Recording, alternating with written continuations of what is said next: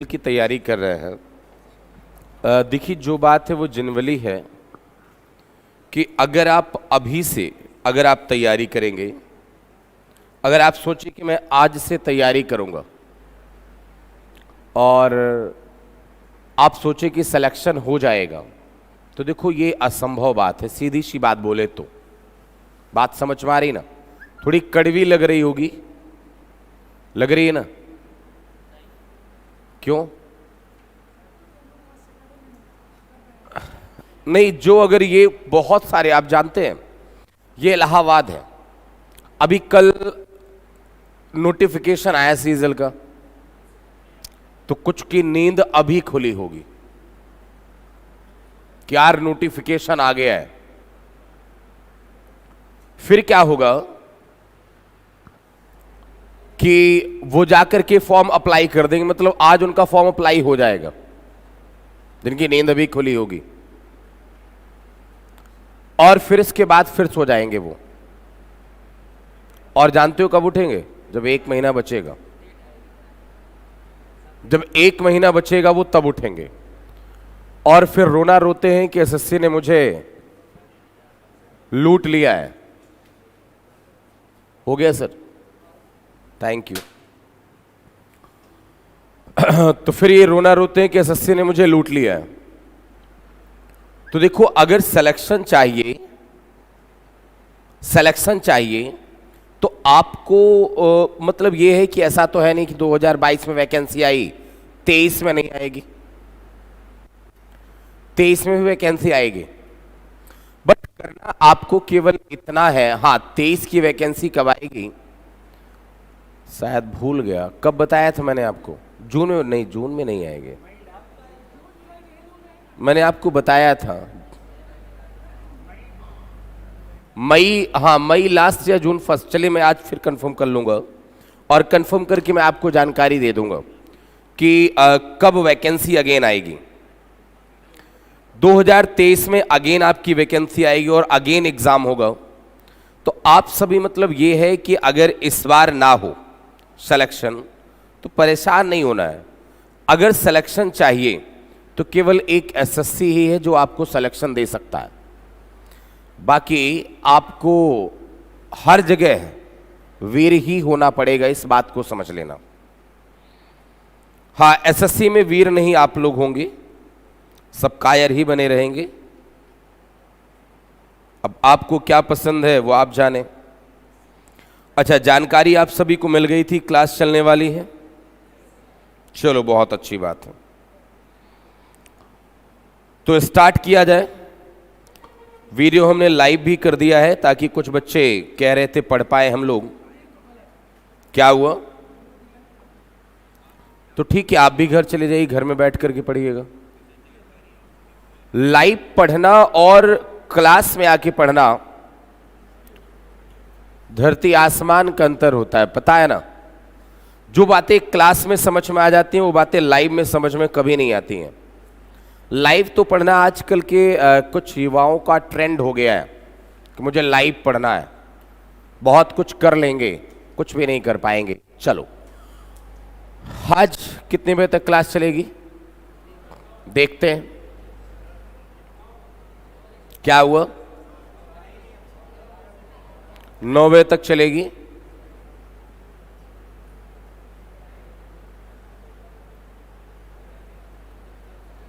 देखते हैं कितने बजे तक क्लास चलती है। चलो,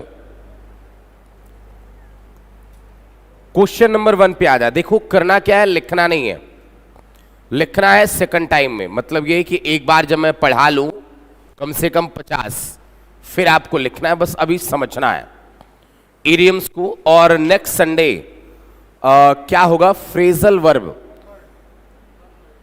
वन वर्ड या फ्रेजल वर्ब? मेरे ख्याल से सुने मेरी बात को, नेक्स्ट संडे फ्रेजल वर्ब मैं आपको पढ़ाऊं, क्योंकि फ्रेजल वर्ब में बड़ा ही कंफ्यूजन होता है, उनमें थोड़ा टेक्निक अप्लाई करनी पड़ेगी। तो फ्रेजल वर्ब को 2-3 संडे लगातार मुझे पढ़ाना पड़ेगा, तब हो पाएगा। और नेक्स्ट टाइम से मैं सोच रहा हूं कि सुबह 7 बजे क्लास नहीं रखूंगा, 11 बजे क्लास रखूं ताकि 2-3-4 बजे तक क्लास चल पाए। क्वेश्चन नंबर 1 पे आ जाए, बात ना करें, हो गया। चलो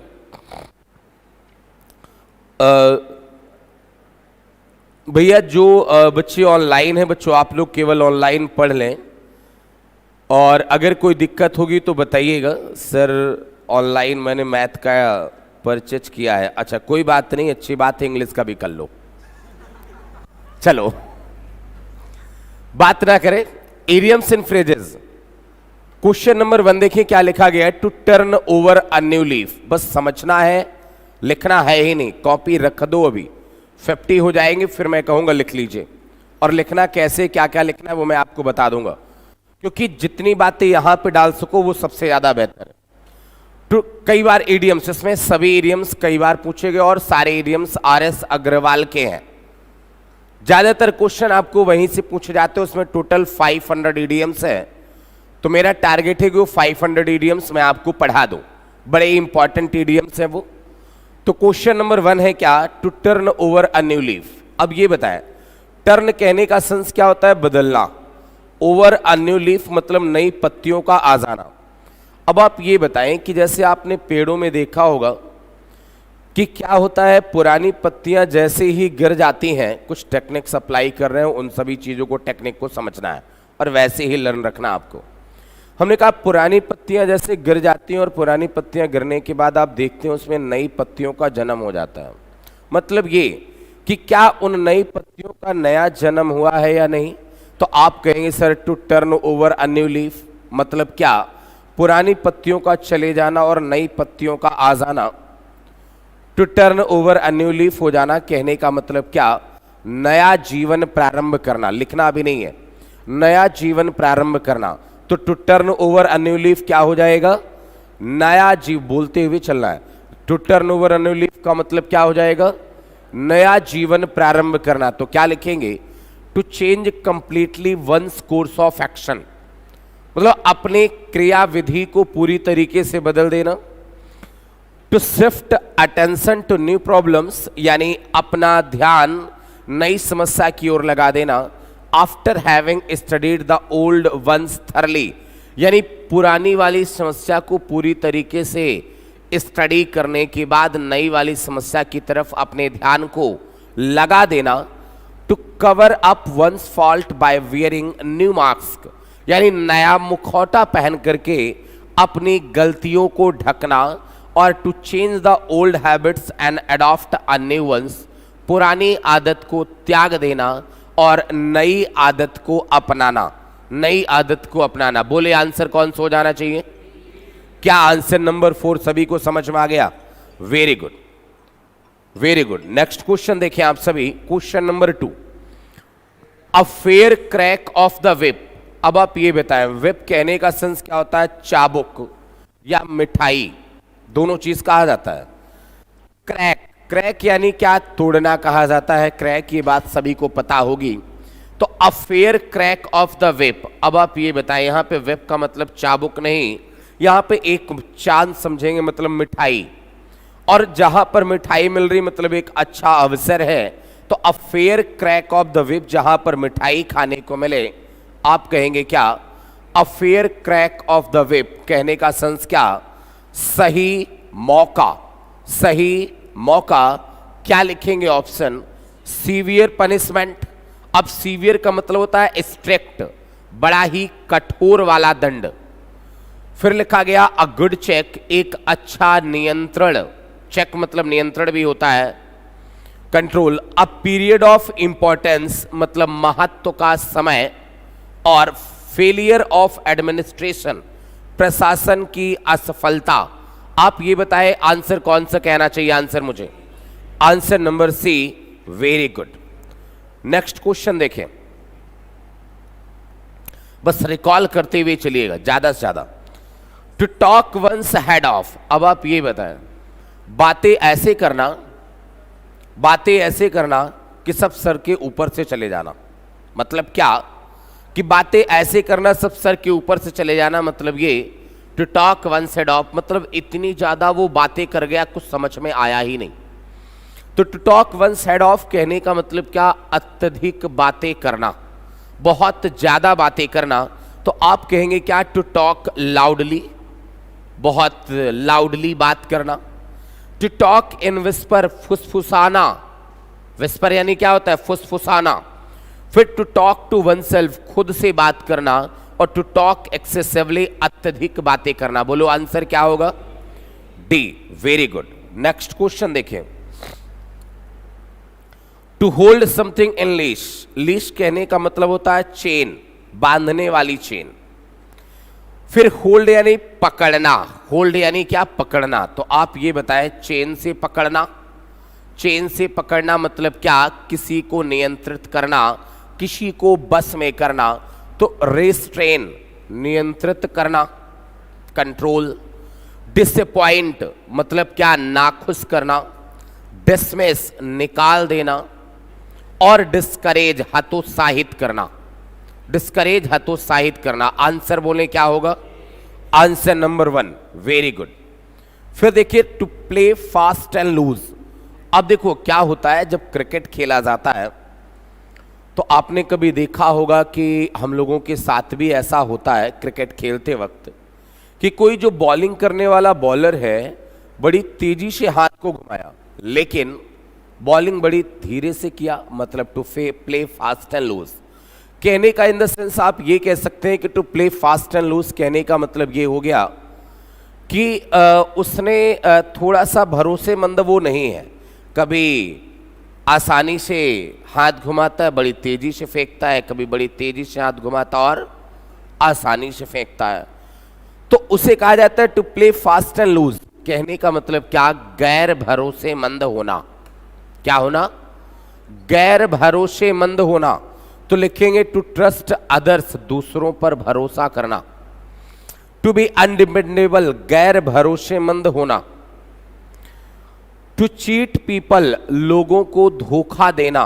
और टू हर्ट समबडीज फीलिंग्स, किसी व्यक्ति की फीलिंग को हर्ट करना।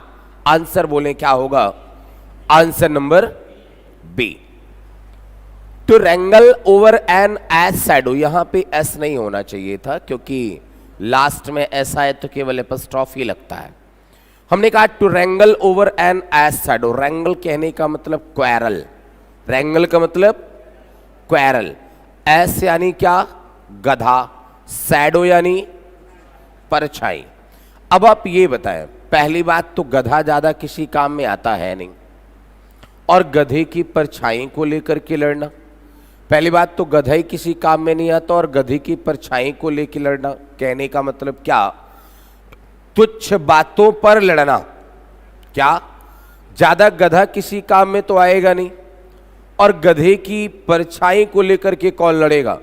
छोटा होता भी है।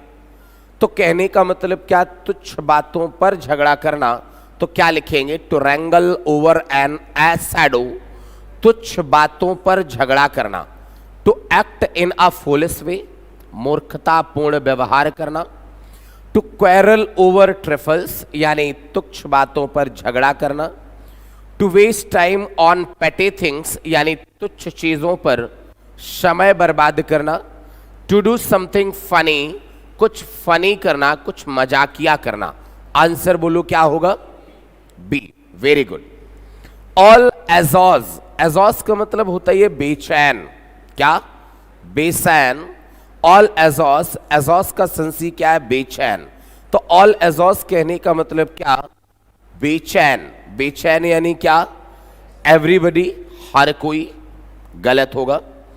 ऑलरेडी, सब तैयार। रेस्टलेस, बेचैन। तो आंसर बोलें क्या हो जाएगा? Answer number C. अलमाइटी, सर्वशक्तिमान। Next question, to frame a person.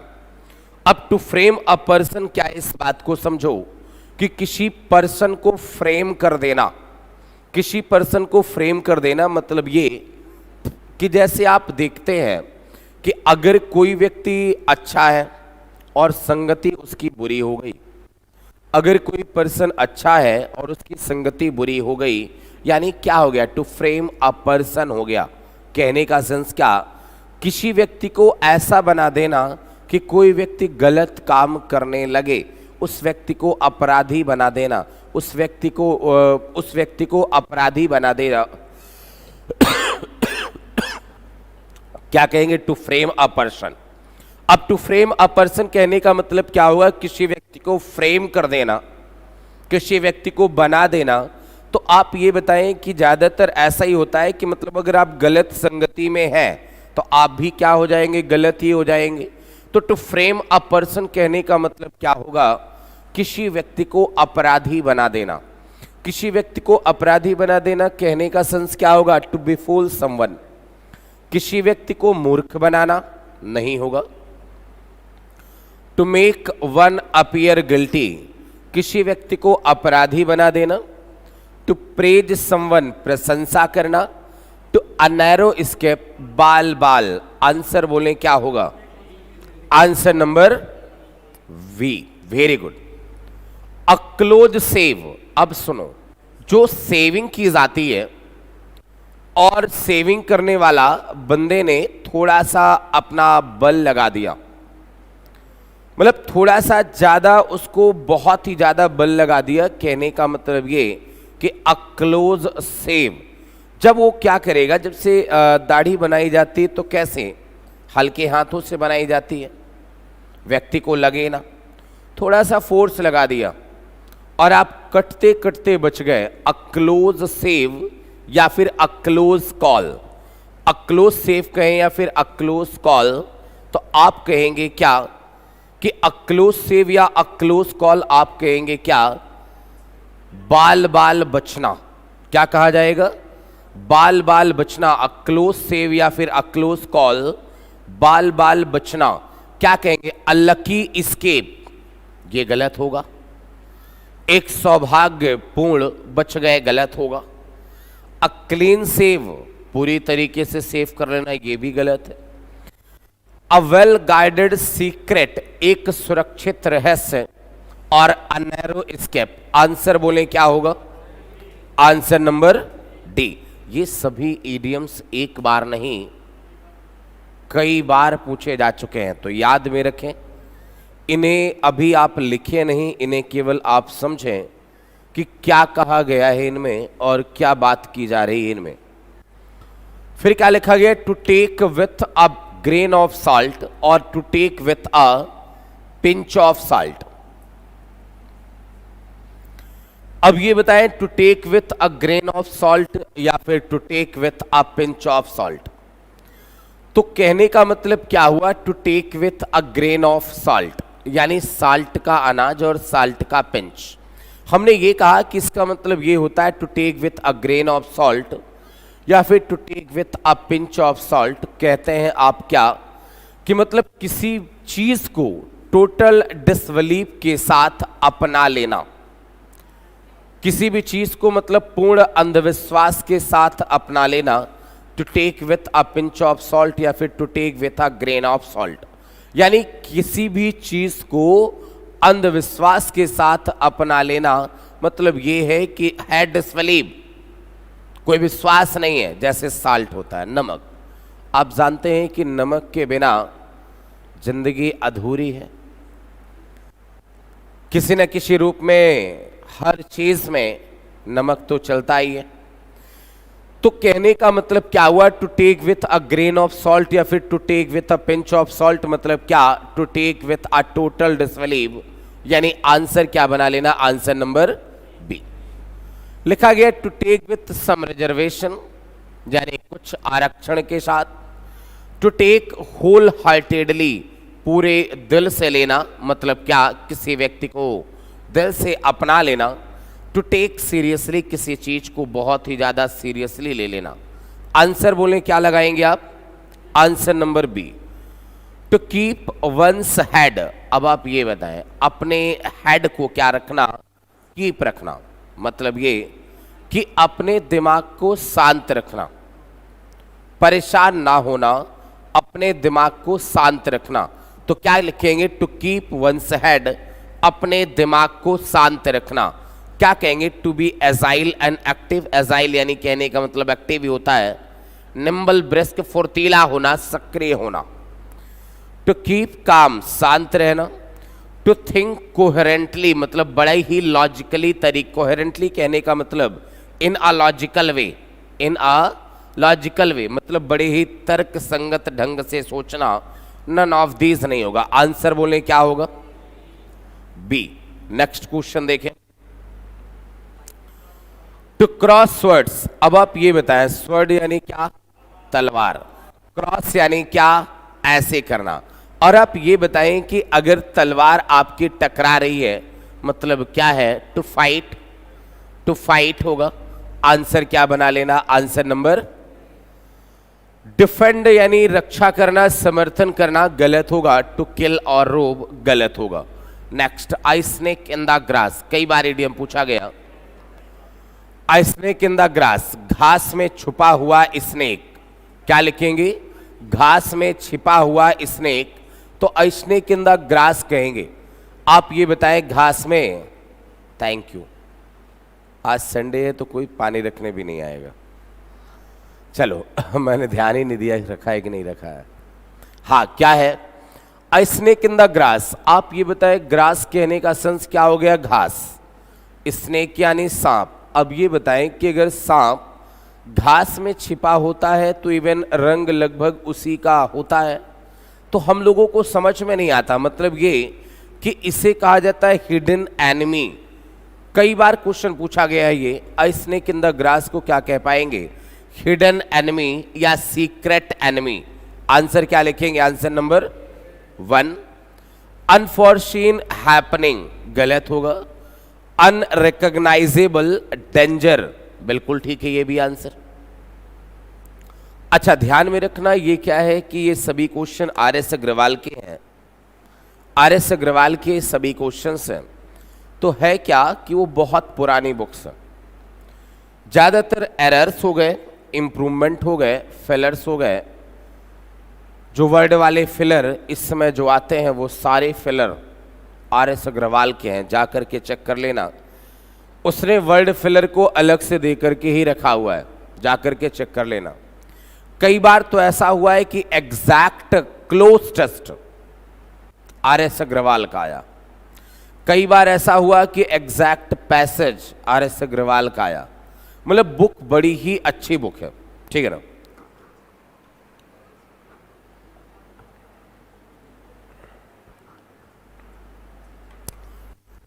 लेकिन अब एक चीज आपको सोर्स नहीं मानना है, आपको उसे पढ़ते जाना है। बाकी क्वेश्चंस मैं आपको उससे कराता जाता हूं, ठीक है ना। जो टॉपिक वाइज आप लोग प्रैक्टिस पाते हैं, टॉपिक वाइज प्रैक्टिस में उस टॉपिक से रिलेटेड जितने भी क्वेश्चन उसमें कंटेन है वो सारे क्वेश्चंस मैं आपको टॉपिक वाइज प्रैक्टिस में दे देता हूं। इडियम्स वगैरह ऐसे पढ़ा ही देता हूं। अभी जब फ्रेजल वर्ब करवाएंगे तो जितने फ्रेजल वर्ब के क्वेश्चन उसमें दिए गए हैं वो सारे क्वेश्चंस मैं आपको करवा दूंगा। 2017 का सीजीएल, 2017 का सीजीएल में हर एक क्वेश्चन लगभग मिल रहे थे, उससे जाकर के आप देख लेना। हर एक क्वेश्चन एरर हो, इंप्रूवमेंट हो, फेलर हो, एग्जैक्ट क्वेश्चन दे दिया था। चलो आगे देखते हैं। अच्छा, इरिलायबल पर्सन देखा जाए तो आंसर नंबर डी भी कहा जा सकता है। अरे जो सीक्रेट एनिमी होगा, आई स्नेक इन द ग्रास होगा, वो ये बताए इरिलायबल पर्सन गैर भरोसेमंद व्यक्ति भी होगा, तो आंसर ये भी कहा जा सकता है। लेकिन एग्जाम्स में ये तीनों ऑप्शन एक साथ कभी नहीं दिया। हाँ, आर.एस. अग्रवाल में दिया है। तो कई सारे ऐसे क्वेश्चंस मैं आपको बताऊंगा जिसमें दो दो ऑप्शंस में बताऊंगा।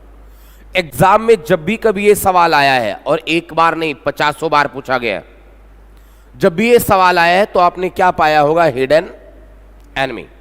Next question, to give up the ghost. अब आप ये बताएं, गिव अप द घोस्ट की बात करें तो गिव अप यानी छोड़ देना, घोस्ट यानी क्या? भूत।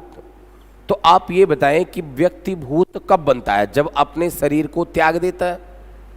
तो इसका मतलब ये है कि वो व्यक्ति मर गया है।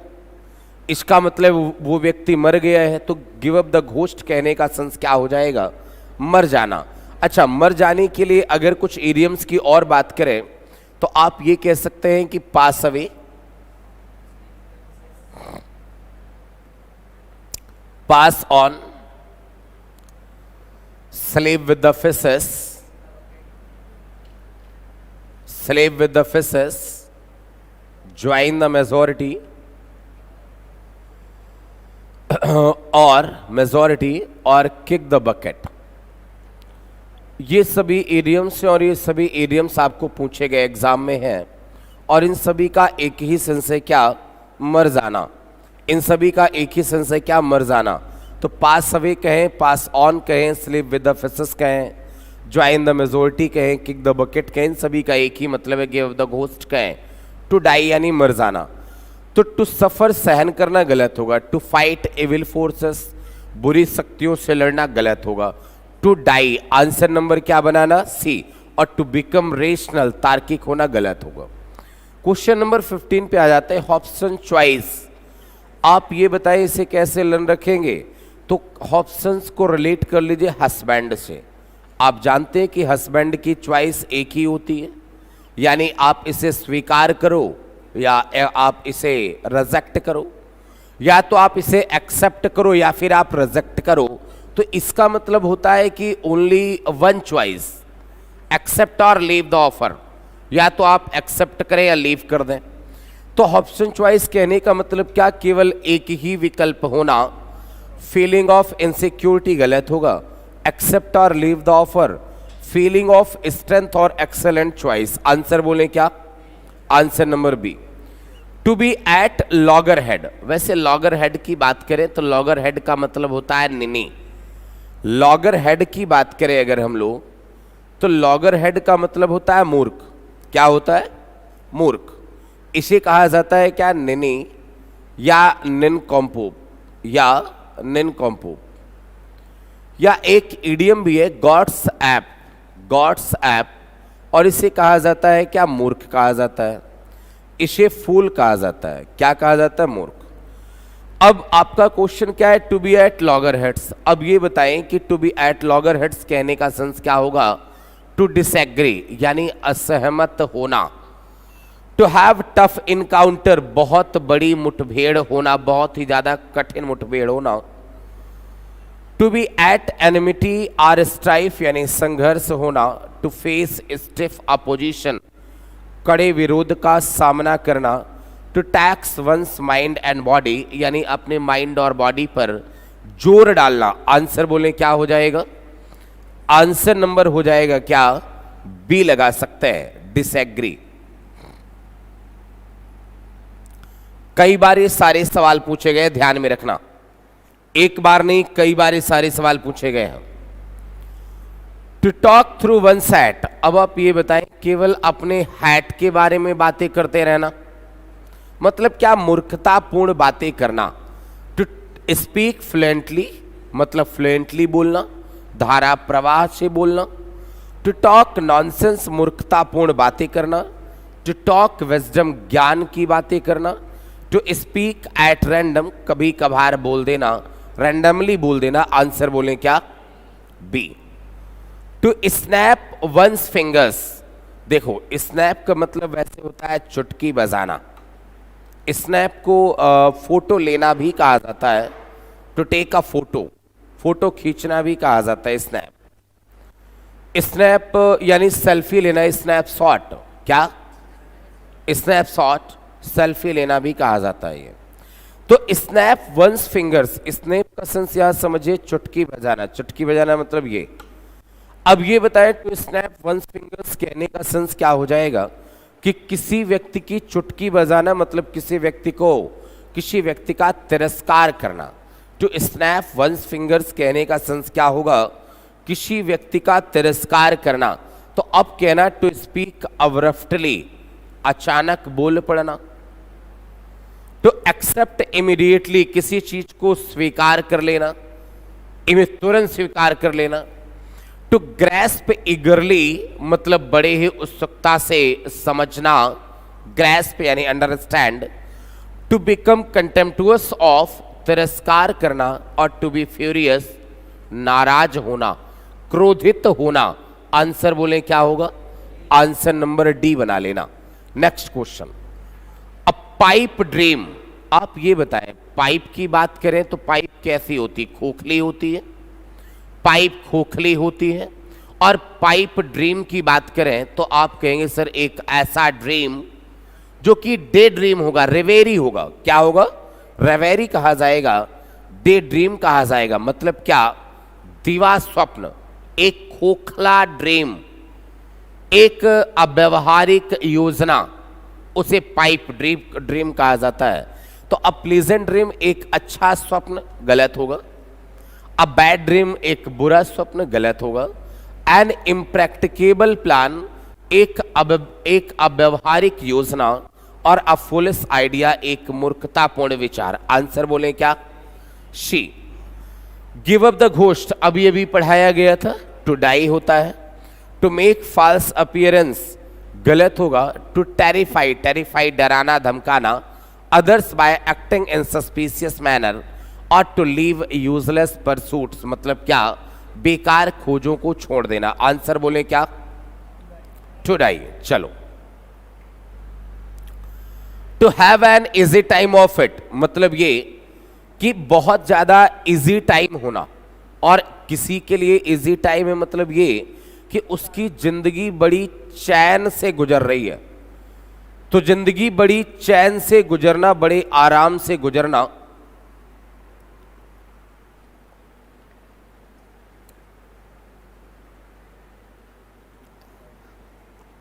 ऑनलाइन वाले जो बच्चे हैं, गौरव राजपूत सर, आपका न्यू बैच कब से स्टार्ट होगा? और practice batch Civil Lines branch में 11:30 AM Monday to Saturday. To have an easy time of it मतलब ये कि किसी के लिए इजी टाइम होना, मतलब क्या? कि जिंदगी चैन से गुजर बसर होना। अब जिंदगी चैन से गुजर बसर होना। To talk the word lightly मतलब ये कि संसार को बहुत हल्के में लेना। टू इंडल्ज इन फ्रिवोलिटीज तुच्छ बातों में, फ्रिवोलिटी तुच्छ बातों में लिप्त होना। टू स्क्वेंडर अवे रिसोर्सेस संसाधनों को बर्बाद कर देना। To live in quiet and comfort answer बोलें क्या होगा? Answer number D. रटिएगा नहीं, जो इडियम्स कुछ तरीके बता रहे हैं शायद आपको समझ में आ रहा होगा, उन्हीं तरीकों से हमें याद रखना है।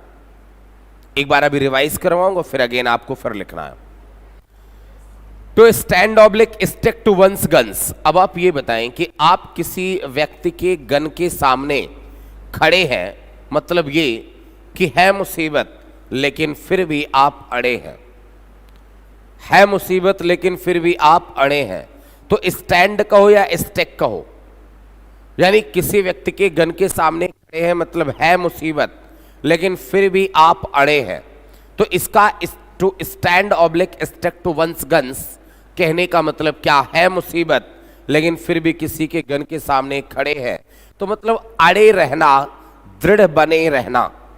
तो क्या लिखेंगे? To keep the guns close to one self even amid danger मतलब है मुसीबत, मुसीबतों के डेंजर के बीच अपने गन को अपने पास में रखना। फिर to persevere when hardships press अड़े रहना, लगातार जारी रहना, persevere to continue. To persevere when hardship press. To maintain dignified and unbending attitude यानी एक मान सम्मान वाले एटीट्यूड को बनाए रखना, और टू मेंटेन वंस पोजीशन अपनी पोजीशन बनाए रखना। आंसर बोलो क्या? Answer number B. क्या लिखा गया next? To take the bull by the horn. अब आप ये बताएं, बुल यानी कहने का मतलब क्या? शाण। हॉर्न सींग, हॉर्न का मतलब सींग। अब क्या हुआ? आपको साड़ मारने के लिए आया, आप सींग पकड़ के खड़े हैं, मतलब यह है कि मुसीबत में भी आप क्या है? कठिनाइयों से आप सामना कर रहे हैं। मुसीबत में भी आप कठिनाइयों से सामना कर रहे हैं। To take the bull by the horns तो क्या लिखेंगे? To punish a person severely for his arrogance उसकी अदंडता के लिए उसे बहुत ही बुरी तरीके से सेवरली दंड देना। टू ग्रैपल करेजियसली यानी साहसपूर्वक खड़े रहना with difficulty that lies in our way, जो हमारे रास्ते में आती है समस्याएं, उन समस्याओं को साहस पूर्वक निपटारा करना, उन समस्याओं के सामने खड़ा रहना। To handle it by fierce attack, यानी बहुत ही ज्यादा, बहुत ही बेकार फियर्स अटैक, भयानक अटैक करके इसे हैंडल करना। और to bypass the legal process, मतलब क्या, कानूनी प्रक्रिया से मुंह मोड़ लेना, बाईपास कर जाना, मतलब क्या कि इधर उधर रास्ते से गुजर जाना। And take action according to one's own whims, और अपने मौज के हिसाब से और अपने मर्जी के हिसाब से एक्शंस को उठाना। आप क्या कहेंगे answer? Answer number B, very good. Next, to lose one's head. अब आप ये बताएं, अभी आपने पढ़ा था टू कीप वंस हेड, अपने हेड को कीप करे रखना, मतलब टू कॉम, टू कॉम। अगर आपने अपने हेड को लॉस कर दिया, मतलब आप भ्रमित हो गए, कंफ्यूज्ड हो गए, ओवर एक्साइटेड हो गए। तो टू गो मैड, पागल हो जाना, टू बिकम नर्वस, उदास हो जाना, to become confused and over excited, और टू लॉस द बैलेंस, संतुलन खो देना। क्या कहेंगे? Answer number C, by the skin of one's teeth. अब देखो होता क्या है, कभी कभी बहुत ज्यादा भूख लगी होती है, तो हम सब करते क्या है, बहुत तेजी तेजी से खाते हैं। अब इसमें होता क्या है तेजी तेजी से खाने से, कि कभी कभी होता है कि हमारे जो स्किन होती है वो कटने से बच जाती है, तो आप कहते हैं बाल बाल बचे। By the skin of one's teeth, तो कहने का सेंस क्या हो जाएगा कि बाल बाल बचे, मतलब क्या, मुश्किल से, यानी by the skin of one's teeth. अब सुनो, इसमें दो ऑप्शन होंगे, ओनली जस्ट, शायद आपको एक दिन अभी बताया गया था कि ओनली आई अगर मैंने कह दिया तो कहना इसके मतलब हो गया कि केवल मैं, नो बडी एल्स, बाकी और कोई नहीं। ये एक नेगेटिव मीनिंग कंटेन करता है, शायद ऐसा मैंने आपको ग्रामर के दौरान इसी एडजेक्टिव में मैंने आपको सिखाया है। तो आप ये बताएं कि ओनली जस्ट आंसर ये भी है, लेकिन एक बात याद रखना कि एग्जाम्स में आंसर इसका बेरली भी दे चुका है, रेयरली भी कह चुका है, स्कैर्सली भी दे चुका, और हार्डली भी दे चुका। तो आप याद रखना ये भी तो नेगेटिव मीनिंग ही कंटेन करते हैं। तो आप कहना सर इसका आंसर ये भी होगा, इन टाइम और हरिडली नहीं होगा। आंसर नंबर ए और आंसर नंबर डी। बुक में आंसर नंबर डी केवल दिया था, एग्जाम्स में बेरली कई बार आंसर इसका दे चुका है। बात समझ में आ गई है? चलो आगे देखें। To throw down the glove, क्या? To throw down the globe. अब आप ये बताएं कि हमने ये कह दिया कि ग्लोब को फेंक देना, सुनना कि लिखा गया to throw down the globe. अब GLOV। अब ये बताएं कि to throw down the gloves लिख लीजिए, GLOVES कर लीजिए। अब आप ये बताएं कि या फिर गाटलेट कह लीजिए, GAUNTLET, एक ही सेंस होता है, दस्ताना। ग्लव्स यानी क्या? दस्ताना। अब हमने क्या कह लिया? To throw down the gloves. कहने का मतलब क्या हो गया कि एक मूवी आपने शायद देखी होगी, गोविंदा की थी, बहुत पुरानी मूवी है, उसमें शायद साजन चले ससुराल कुछ मूवी थी, देखा है? हाँ हाँ। उसमें क्या होता है कि अब हीरोइन कौन रहती है मुझे पता नहीं है। उसमें ये होता है कि उसे रिंग में ले जाकर के उतार देते हैं, और जो हीरोइन का फ्रेंड रहता है, बॉक्सर रहता है, वो देखा है मूवी? अब पता नहीं कौन है यार हीरोइन। हीरोइन हम सभी मेरे को एक ही तरह दिखती है। क्या हुआ? कोई बात नहीं है। तो उसमें आपने देखा होगा कि देखो उसे रिंग में उतार देती है, कहने का मतलब ये हो गया। और फिर करता क्या है कि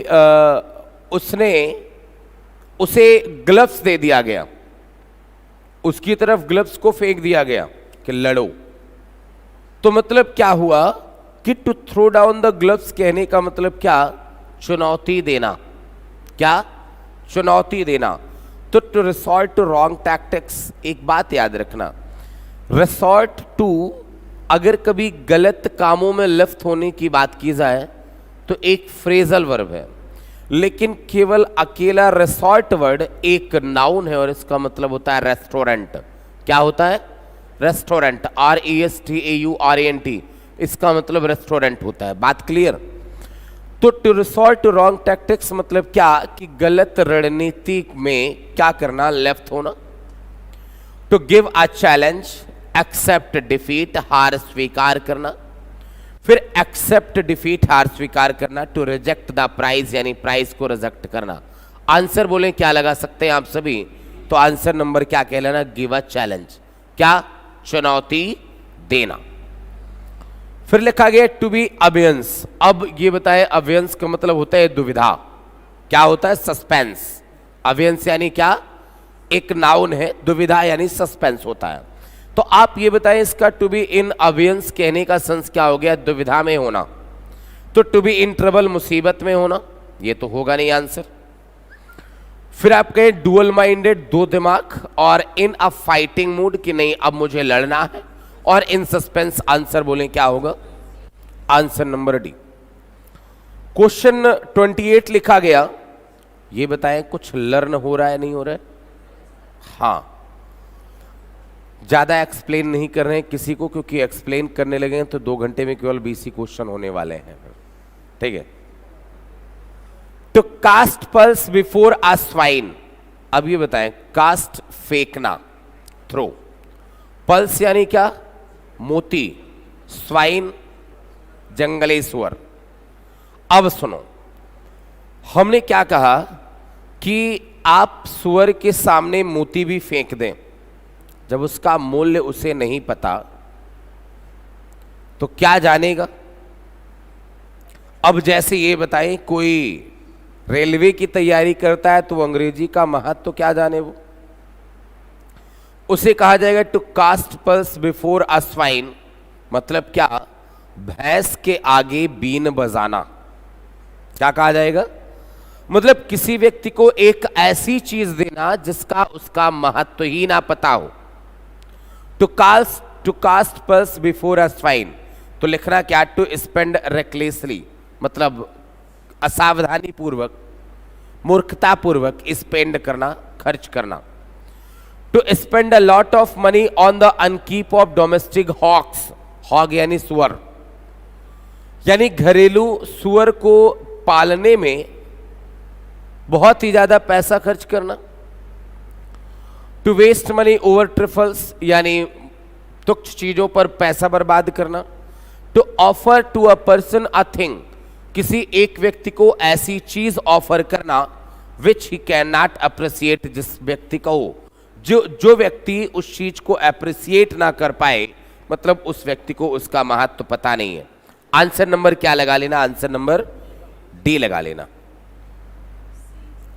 सॉरी सी। अच्छा, नेक्स्ट का अ chip off the old block, ये भी कई बार पूछा गया।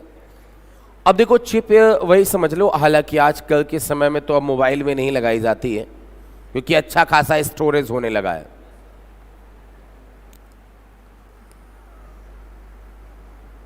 चलो,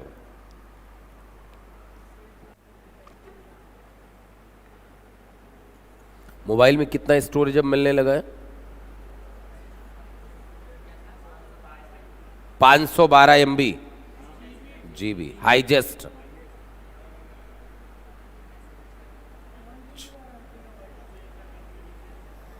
1 TB भी आ रहा है।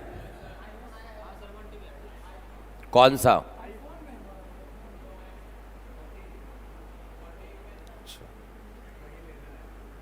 कोई बात नहीं है। अब मैं आईफोन नहीं खरीद सकता। आज तक अपनी लाइफ में मैंने आज तक अपने लाइफ में कोई मोबाइल खरीदा ही नहीं मैंने, सच कह रहा हूं।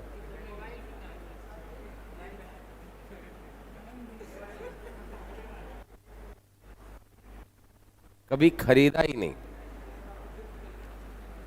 हाँ, गिफ्ट मिल जाता है तो मोबाइल चेंज कर देते हैं।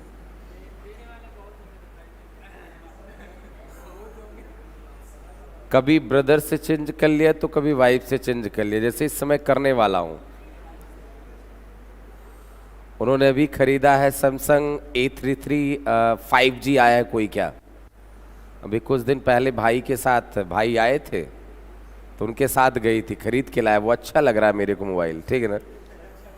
किस दिन रात को बदल लिया जाएगा और क्या। चलो, हाँ, अ chip off the old block. अब देखो क्या है कि चिप पहले मोबाइल में लगाई जाती थी, तो अब देखो जब चिप मोबाइल में लगाई जाती थी तो ये बताएं सभी में चिप लगाने का ब्लॉक एक ही होता था। मतलब ये है कि अपने पुराने वाले मोबाइल की तरह ही नए वाले मोबाइल का हुआ करता था। तो अ chip off the old block मतलब क्या कि अपने पूर्वजों के जैसे ही उसके गुण हैं, उसके कैरेक्टरिस्टिक्स हैं, उसके पूर्वजों के जैसे ही। तो क्या कहेंगे, कई बार इडियम्स पूछा गया, ये जितने इडियम्स हैं ये कम से कम सभी इडियम्स 50 टाइम्स एसएससी में तो पूछे ही गए हैं। और ऐसा नहीं कि अब नहीं पूछे जाएंगे, यही पूछे जाएंगे।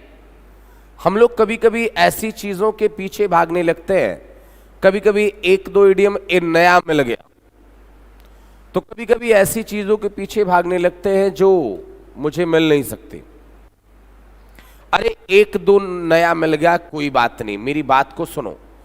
आपको जो पाना है नंबर, वो आपका टारगेट ये होना चाहिए कि सर प्री में मैथ्स में अगर बात करें तो 45, इंग्लिश में बात करें 45, फिर रीजनिंग में बात करें 45, जीएस में 30। अब ये बताएं कि आप हमेशा याद रखें कि आपको टोटल जो पाना है, कितने मार्क्स हो गए टोटल 160। अब अगर 165 अगर है तो आपका टारगेट होना चाहिए 160 प्लस। और टारगेट यदि सामने रहेगा तो आप निश्चित रूप से है सफल हो जाएंगे, कोई बहुत बड़ा टारगेट नहीं है। अब अगर 160 आप करते हैं तो टोटल कितने क्वेश्चन हुए, मतलब 20 क्वेश्चंस को आपको छोड़ना है। इस बात का हमेशा याद रखें, कोई बात नहीं, छोड़ना है, यही समझ लो। मुझे 20 क्वेश्चंस छोड़ना है और 80 क्वेश्चन सही से ही करना है। और अगर प्री में 160 है तो हम ये नहीं कह रहे कि आपकी कोई रैंक लगने वाली है, लेकिन हां सिलेक्शन अच्छी पोस्ट पर हो जाएगा। अगर प्री में 160 है तो आप मेंस में 170 और 170 आप पा सकते हैं। टोटल कितने नंबर हो गए 500। और इसके बाद जब रिटन है तो गिरी हालत में अगर राइटिंग वगैरह लिखना थोड़ा सही है, इंग्लिश में लिखो या हिंदी में, अगर आपकी राइटिंग सही है कोई फर्क नहीं पड़ता, नंबर सबको वही मिलता है। बस थोड़ी सी राइटिंग सही होनी चाहिए। कई सारे बच्चों की राइटिंग ही बहुत बुरी तरीके से होती है, उसे सही कर लेना, 50 मार्क्स कहीं नहीं गए आपके। और 550 में एक अच्छी पोस्ट मिल जाएगी जिसमें आपको हर महीने 70 से 80 हजार रुपए मिल जाएंगे। ठीक है, क्या हुआ? और अगर कोई अच्छी पोस्ट मिल गई तो बिना मांगे हुए घर में आ जाता है, ठीक है ना। एक्साइज इंस्पेक्टर मिल गई, कोई इंडस्ट्रियल एरिया मिल गया, कस्टम्स मिल गए, तो जीवन सुखी सुखी बीत जाएगा। मतलब ये है, देखिए जिस दिन आपके बहाने, आपके सपनों, जिस दिन आपके सपने आपके बहानों से बड़े हो जाएंगे ना, उस दिन सिलेक्शन हो जाएगा। बात समझ में आई ना?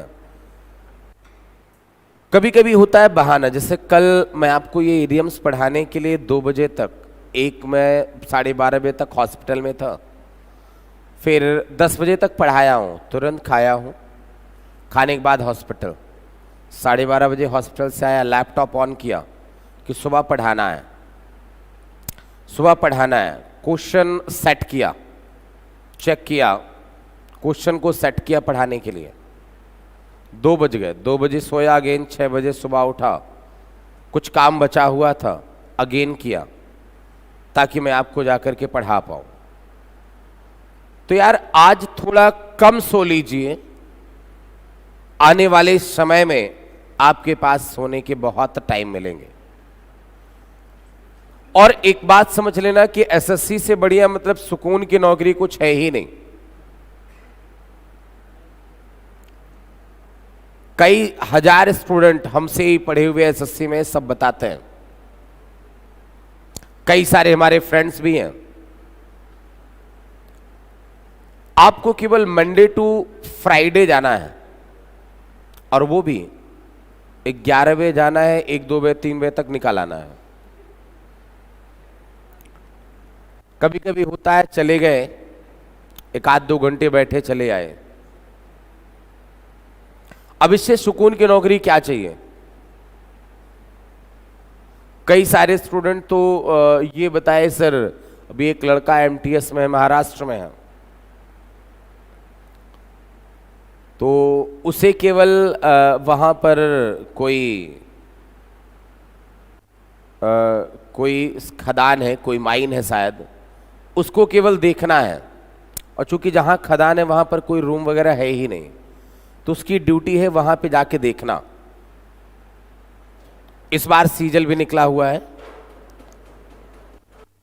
तो कहता क्या है कि सर अगर 1-2 महीने में बाइक रखा हूं, 1-2 महीने में कभी इच्छा होती है तो जाता हूं, घूम करके चला आता हूं, बाकी रूम पर रहता हूं, पढ़ाई करता हूं, हर महीने 30,000 रुपये पेमेंट 1 से 5 के बीच में आ जाती है। क्या बुरा है? अगर एमटीएस में मिल जाए तो क्या बुरा है? कोई बुरी बात नहीं यार, एमटीएस में कोई ज्यादा काम थोड़ी होता है, कोई काम ज्यादा नहीं होता है। आज अभी मैं सुबह सुबह पेपर पढ़ रहा था, क्योंकि सुबह एक बार पेपर पढ़ता हूं फिर आता हूं, तो उसमें यह लिखा था कि जो गोला बारूद आयुध निर्माण कंपनियां हैं, उन्होंने भी अग्निवीरों की तर्ज पर अभी तक वो परमानेंट नौकरी देती थी, अग्निवीरों की तर्ज पर नौकरी देंगी। पहले 1 साल के लिए रखा जाएगा, 1 साल में अच्छा काम रहा तो दूसरे साल किया जाएगा। अगर उनको पसंद नहीं आए तो उसमें सीधा डायरेक्टली में लिखा है आज जाकर के पेपर पढ़िएगा। अगर उन्हें पसंद नहीं आया, आपका काम बुरा रहा, तो बिना बताए हुए 1 महीना की एडवांस सैलरी दे करके आपको निकाल सकते हैं। तो या तो फिर आप ये काम कर लीजिए। मतलब ये है कि अगर आपके पास स्किल है तो आप कुछ भी कर सकते हैं दुनिया में। लेकिन एक बात समझ लेना, आप सभी सरकारी नौकरी के लिए आए हैं, मिल जाएगी। थोड़ा सा धैर्य रखें, साहस रखें, पढ़ाई करें, उस दिशा में पढ़ाई करें जिस दिशा में आपको जाना है। और जो आप ऐसा करते हैं ना, कभी तैयारी करते हैं 10 दिन बाद, या एग्जाम्स हो गए, एग्जाम्स होने के बाद हम सभी करते क्या है, एग्जाम दे लिया, चलो घर घूम आते हैं, महीना भर घर में रुक गए, सिलेक्शन कहाँ होने वाला, नहीं होने वाला। आप एसएससी के सारे फॉर्म्स भरिए, अगर स्टेनो के लिए एलिजिबल है तो उसका भी फॉर्म भरिए, सारे फॉर्म्स भरिए। आप एमटीएस को भी डालिए, सीएचएसएल भी डालिए, स्टेनो भी डालिए, अगर स्टेनो आपके पास एलिजिबिलिटी है तो, शॉर्ट हैंड अगर आप करते हैं तो, सीपीओ में अगर एलिजिबिलिटी है वो भी डालिए, सीजीएल में एलिजिबिलिटी है वो भी डालिए। कई सारे फेज वाले एग्जाम्स आते हैं, उनमें भी सब कुछ सेम होता है। जो फेज वाले, फेज 8, फेज 9, फेज 10 अभी कुछ दिन पहले एग्जाम हुआ था, उनमें भी डालिए, सबका एग्जाम एक ही तरह होता है। अब आप ऐसा नहीं केवल, अब जैसे कुछ बच्चे भी तैयारी शुरू करेंगे, तैयारी करना शुरू करेंगे कि मुझे सीजीएल की तैयारी करनी है। अब क्या करेंगे, वो सीजीएल का कोर्स ढूंढेंगे, ऑनलाइन या ऑफलाइन, और फिर जाकर के क्रैश कोर्स करेंगे वो 3 महीने के लिए, और चले आएंगे, फिर जहां पर थे वहीं पर रह जाएंगे। तो आप किसी पर्टिकुलर नहीं, और फिर ऐसा नहीं केवल आप इनमें, इनको क्वालिफाई करने के लिए, इनको क्वालिफाई करने के लिए, यही 4 बातों को आपको तैयारी करनी पड़ती है। अब जहां जहां भी अगर ये मैथ, इंग्लिश, रीजनिंग, जीएस पूछा जाए, आप वहां पर फॉर्म अप्लाई करिए, और आप सीजीएल की तैयारी मत करिए, आप इनकी तैयारी करिए। जिस दिन आप इनमें एक्सपर्ट हो गए, मैथ, इंग्लिश, रीजनिंग, जीएस, कोई भी वनडे एग्जाम्स दीजिए, आपका सिलेक्शन हो जाएगा। आप एमटीएस की तैयारी मत करिए, सीएचएसएल की मत करिए, ना स्टेनो की करिए, आप केवल इनकी तैयारी कर लीजिए। बात समझ में आया? अगर आप इनकी तैयारी कर लेंगे तो आपका सिलेक्शन हो जाएगा। लेकिन हम तो सीजीएल की तैयारी करते हैं, कहां से होने वाला है सिलेक्शन? हम तो केवल रट्टा मारना जानते हैं। हम ये सोचते हैं यार एग्जाम पास में आ गया तो चलो ऐसा करते हैं 6 दिन में लूसेंट समाप्त, 1 दिन ज्योग्राफी, 1 दिन हिस्ट्री, और 1 दिन साइंस, और 1 दिन पॉलिटी, 1 दिन मिसलेनियस पढ़ लिया, लो समाप्त। कुछ समझ में आया? लेकिन अगर उसी 6 दिनों में अगर आप शायद एंशिएंट या फिर मिडवल या फिर मॉडर्न हिस्ट्री पढ़ लेते तो शायद 1-2 क्वेश्चन बन भी जाता, समझ में आ भी जाता। लेकिन आपको तो मतलब ये है कि मुझे सीजीएल की तैयारी करनी, एग्जाम पास में आ गए, चलो पढ़ लेता हूं। ज्यादातर स्टूडेंट मैं देखता हूं इस इलाहाबाद में, आप अपने लाज में भी देखते होंगे कि आज वो पिछले 4-5 साल से तैयारी कर रहे हैं, और कहते यार जब मेरे से नहीं हो पाया ना, तुमसे नहीं हो पाएगा। एसएससी बर्बाद कर देगी, 6 साल से मैं तैयारी कर रहा हूं। एक क्वेश्चन पूछ लो ढंग का, समझ में आ जाएगी औकात, तुम क्या तैयारी कर रहे हो यार। आप जानते हैं मैथ में हो गया, रीजनिंग में हो गया, मैथ और रीजनिंग की बात करें अगर हम, तो आप यहां इलाहाबाद नहीं, आप कहीं भी भारत में चले जाइए, 90 नंबर पाने वाले सब होते हैं। सही कह रहा हूं, गलत कह रहा हूं? या 85 नंबर पाने वाले सब होते हैं। आप किसी को मैथ और रीजनिंग पढ़ के पीछे नहीं कर सकते।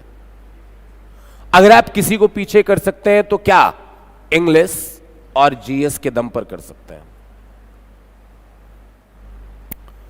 इंग्लिश और जीएस के दम पर आप उसको पीछे कर सकते हैं, और यही प्री में आपका एक लीड बनता है सिलेक्शन के लिए। लेकिन होता क्या ना यार, इंग्लिश तो रट लेंगे हम, नहीं रटी जा सकती है। अगर आप सोचे कि रट लेंगे, नहीं रटी जा सकती। हाँ, समझ सकते हैं। और इनको भी कब पढ़ते हैं, मैंने अभी, आप देखिएगा जाकर के सीजीएल का जो जो फॉर्म डाले हुए देखिएगा, वो बुक उठा करके रखेंगे, और फिर जानते हो क्या पढ़ेंगे, वो नाउन पढ़ेंगे, फिर प्रोनाउन पढ़ेंगे, उसके रूल को रटेंगे। सही कह रहा हूं, गलत कह रहा हूं? वो यही करते हैं, वो रूल्स को रटते हैं वो। यार जब आपने रूल को रटा है तो क्या आपने समझाया? कोई एग्जाम में क्वेश्चन अगर पॉइंट टू पॉइंट आ गया तो ठीक है, नहीं आ गया तो कोई बात नहीं है। बात समझ में आया? तो ये चीज होता है हम लोगों की, इस तरह से पढ़ाई होती है। तो इस तरह से कभी सिलेक्शन बच्चों होने वाला नहीं है। अगर आपको सिलेक्शन चाहिए तो मैथ और रीजनिंग को छोड़ करके इनमें भी आपको दक्ष होना पड़ेगा। फिर क्या होगा, अभी जैसे सीजीएल आया, 3 महीने तैयारी, कुछ ऐसे भी करते हैं 3 महीने तैयारी करेंगे, और जैसे एग्जाम हो जाएगा फिर तैयारी फिर छोड़ देंगे, फिर अब करेंगे, अब अगले साल करेंगे जब फिर आएगा नोटिफिकेशन। यार आप ये बताएं, हर वर्ष सीजीएल एग्जाम कंडक्ट करवा रहा है, नहीं करवा रहा है? जब आपको पता है कि हर वर्ष एग्जाम होना ही होना है, और ये एसएससी के हर वर्ष एग्जाम होने हैं। जब आपको पता है तो फिर आप तैयारी को अपने जारी रखें ना। जब आप अपनी तैयारी करना यहां शुरू किया, आप यहां पर पहुंचे, फिर छोड़ दिए, अगेन यहीं पे आ गए, अगेन तैयारी स्टार्ट की, फिर यहां पर पहुंचे। और आपने देखा होगा कई सारे ऐसे स्टूडेंट हैं प्री में 120 नंबर 2015 में पाए, 16 में भी, 17 में भी, 18 में, 19 में, 20 में भी, हर वर्ष वो प्री में इतने नंबर पा रहे, इससे आगे बढ़ भी नहीं रहे। क्यों? जब एग्जाम आएगा तो पढ़ना स्टार्ट करेंगे, अदरवाइज दाल चावल खा करके, घोड़े बेच करके सो रहे होंगे वो। और फिर कहते हैं कि मेरा सिलेक्शन हो जाएगा। हमने कहा ना, जिस दिन अगर आपके सपने आपके बहानों से बड़े हो जाएंगे, उस दिन शायद आपका सिलेक्शन हो जाएगा। और आपने अगर एसएससी में सिलेक्शन लेना है तो जीएस आपको सिलेक्शन तो नहीं दिलवाती, सिलेक्शन रोक जरूर देती है, ध्यान में रखना। सिलेक्शन नहीं दिलवाने वाली, लेकिन सिलेक्शन ये रोकती जरूर है। आपको इसमें मिनिमम 25 मार्क्स पाना जरूरी ही है, मतलब ये 50% मार्क्स पाना जरूरी है, अदरवाइज आपका सिलेक्शन जीएस रोक देगी। और इंग्लिश में तो पाना है कितना, मैथ और रीजनिंग जितना ही पाना है। अगर इसमें अब 25 नंबर पाएंगे ना, तो फिर भी सिलेक्शन होने वाला नहीं है। और अगर 25 नंबर ही पाना है तो फिर पढ़ने की जरूरत क्या है, 25 नंबर तो हर कोई पा जाएगा ना। चलो आगे देखते हैं। उम्मीद करता हूं कुछ बातें आपको समझ में आई होंगी, जो मैं आपको समझाना चाह रहा था वो बातें आप सभी को समझ में आई होंगी।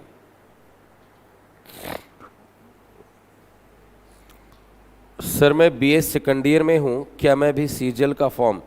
एक बात देखो, हमेशा आप लोग याद रखना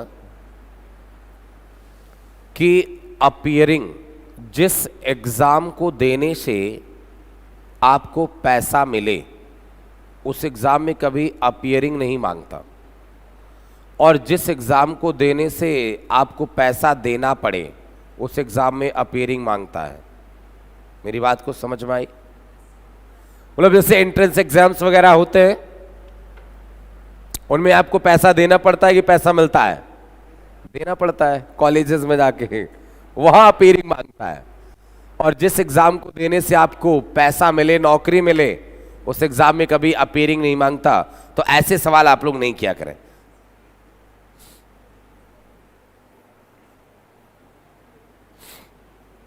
ये सोनू यादव, ये हमारे ही छात्र हैं। कहाँ है सोनू आप इस समय?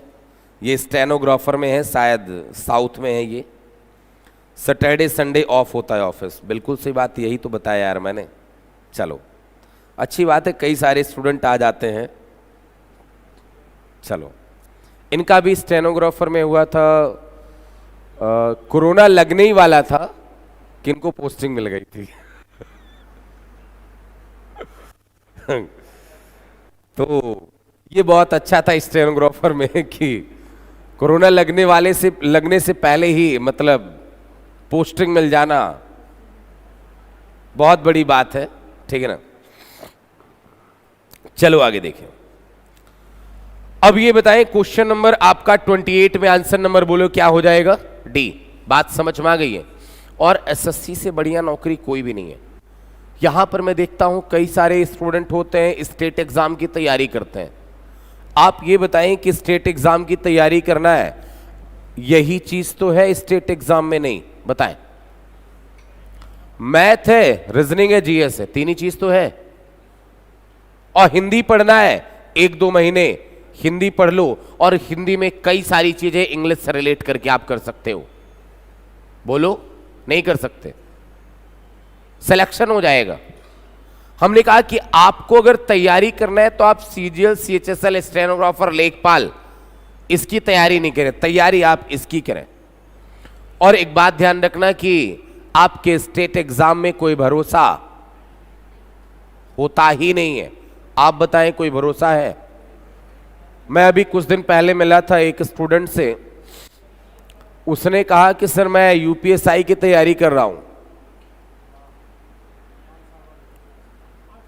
यहां पर कई सारे स्टूडेंट यूपीएसआई की तैयारी करते हैं, मुझे समझ में नहीं आता है कि 5-7 साल बाद वैकेंसी होगी और पता नहीं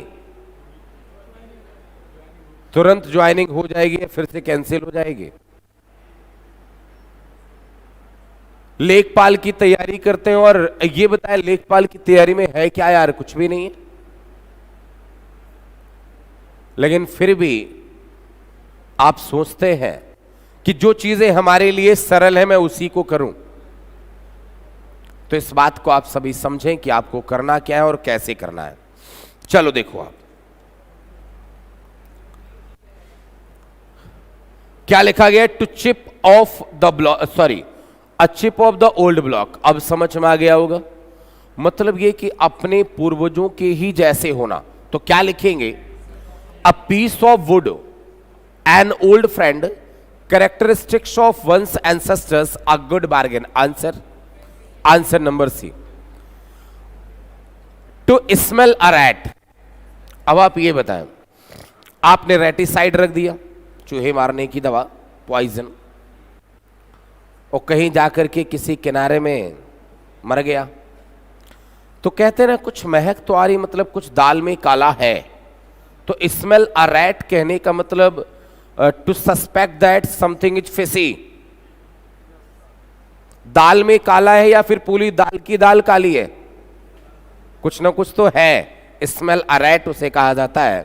तो to detect bad smell, to misunderstand गलत समझना, टू सस्पेक्ट अ ट्रिक और डिसीट, और टू सी हिडन मीनिंग। बोलो आंसर क्या, सी नंबर। बात समझ में आ गई है, क्लियर हो गया।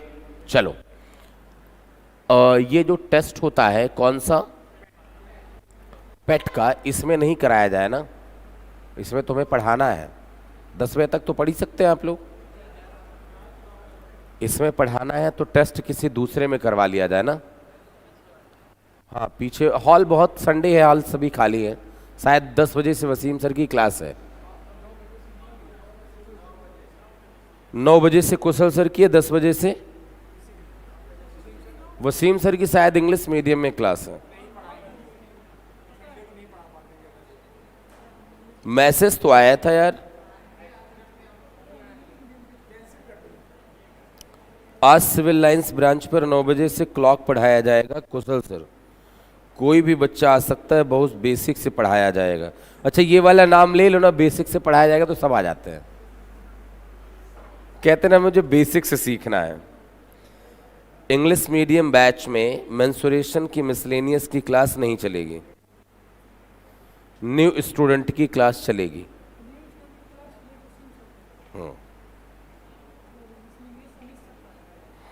कोई बात नहीं है, चलो सभी बच्चों की क्लास चलेगी, सभी आ सकते हैं। अब देखो क्या है, चलो आगे समझते हैं। क्वेश्चन नंबर नेक्स्ट देखो, to take people by storm. अब समझ, अच्छा समझना सभी, to take people by storm, storm कहने का मतलब क्या, तूफान। अब तूफान पीपल को उठा करके ले गया, मतलब क्या, कब्जे में कर लिया, कब्जे में कर लिया। To take people by storm मतलब क्या किया, कब्जे में कर लिया। तो to take people by storm कहने का मतलब क्या, कब्जे में कर लेना, मतलब क्या लिखेंगे, to put people in utter surprise, मतलब लोगों को हक्का बक्का कर देना। To captivate them unexpectedly, to exploit people's agitation, मतलब लोगों के एजिटेशन को एक्सप्लॉइट करना, मतलब काम में लाना। एक्सप्लॉइट का 2 सेंस होता है, काम में लाना या फिर क्या कहेंगे, एक्सप्लॉइट एक दूसरा सेंस भी होता है ना, शोषण करना। हाँ, to bring out something sensational attracting people's attention. Answer बोले क्या हो जाएगा, आंसर नंबर बी। फिर लिखा गया to throw up the sponge. अभी आपने पढ़ा था throw down the gloves, gloves को फेंक दिया, मतलब उसने चुनौती दे दी। और उसके पास स्पंज, स्पंज मतलब वही स्प्रिंग वाला होता है जो स्पंज। तो to throw up the sponge, और उसने स्पंज को फेंक दिया कि मैं नहीं लड़ूंगा। तो आप ये बताएं to throw up the sponge कहने का मतलब क्या हो गया, थ्रो डाउन द टॉवेल, या गिव इन, या ले डाउन वंस आर्म्स, आत्मसमर्पण कर देना। क्या लिखेंगे इसके लिए? और इडियम लिख सकते हैं क्या? गिव इन, या थ्रो डाउन द टॉवेल,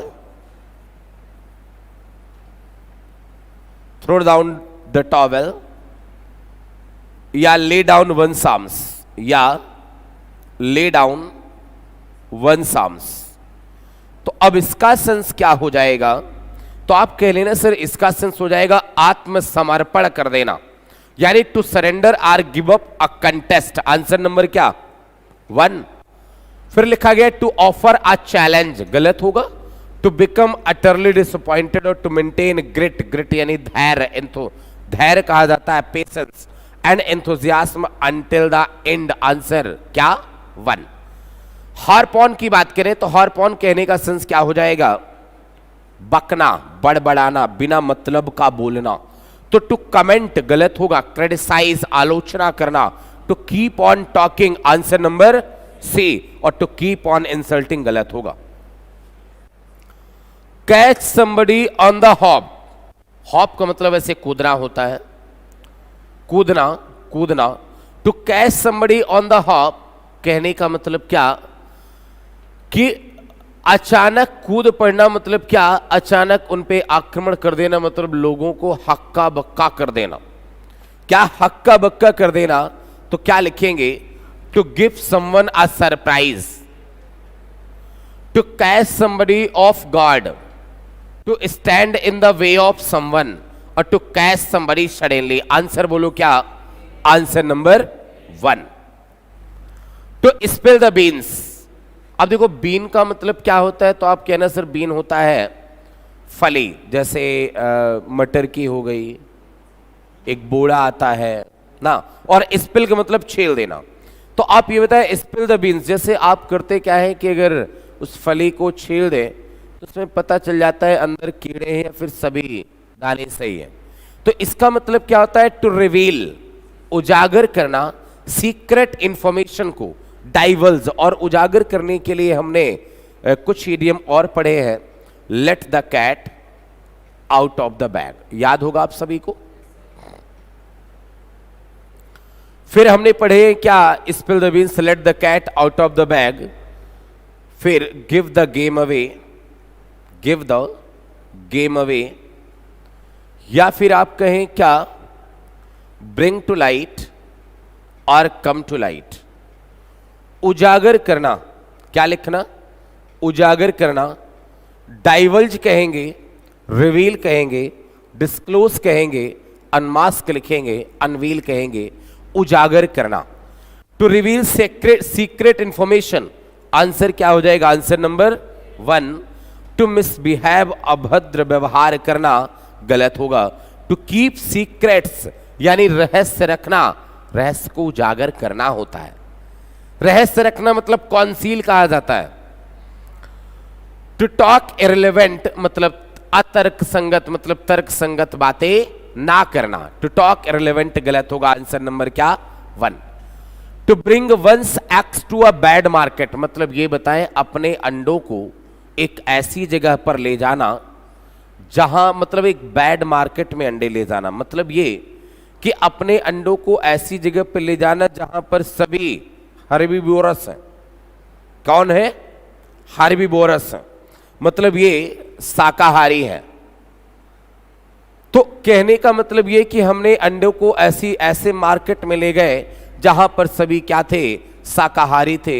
मतलब ये बताएं जो हमने प्लान बनाया वो प्लान सफल नहीं हुआ, जो हमने किया, जो हम करना चाहते थे वो बात सफल नहीं हो पाई, पैसा कमाना चाहते थे वो बात हो नहीं पाई। तो to bring one's eggs to a bad market, answer बताइएगा।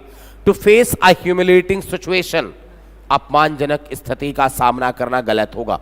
टू ब्रिंग वंस कमोडिटीज, अपने सामानों को ले जाना मार्केट में जहां there is no demand for them, जहां पर उन चीजों की, उन कमोडिटीज की कोई डिमांड ही ना हो। टू शो वंस टैलेंट, अपने टैलेंट तजुर्बे को दिखाना before the audience which is incapable of appreciating them, जो कि इनकैपेबल है एप्रिसिएट करने में, और अगला ऑप्शन लिखा गया to fail in one's plans because one goes to the wrong people for help. Answer बोले क्या होगा? क्या डी नंबर वाला समझ में आया? देखो जब तक क्या होता है ना, हम लोगों में एक इंस्टिंक्ट होता है कि क्वेश्चन को देखते ही आंसर देना चाहते हैं। गलत है। आपको अभी एग्जाम में आप नहीं बैठे हैं, एग्जाम में आप अभी नहीं बैठे हैं। पहले क्वेश्चंस को पढ़िए, समझिए क्या कहा गया है, फिर आंसर दीजिए। पहले पढ़िए, समझिए, फिर आंसर दीजिए। यहां पर सीखने का टाइम होता है और इंग्लिश में कभी स्पीड बनाने की आवश्यकता नहीं होती है। पढ़ी है चीजें ना, 7-8 मिनट के अंदर 25 क्वेश्चन अटेम्प्ट हो जाते हैं अगर पढ़ी है चीजें तो।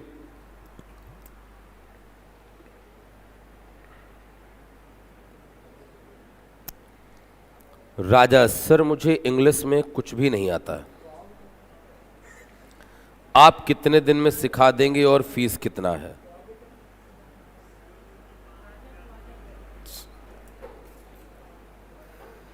देखिए स्टूडेंट का कई सारे सवाल होते हैं।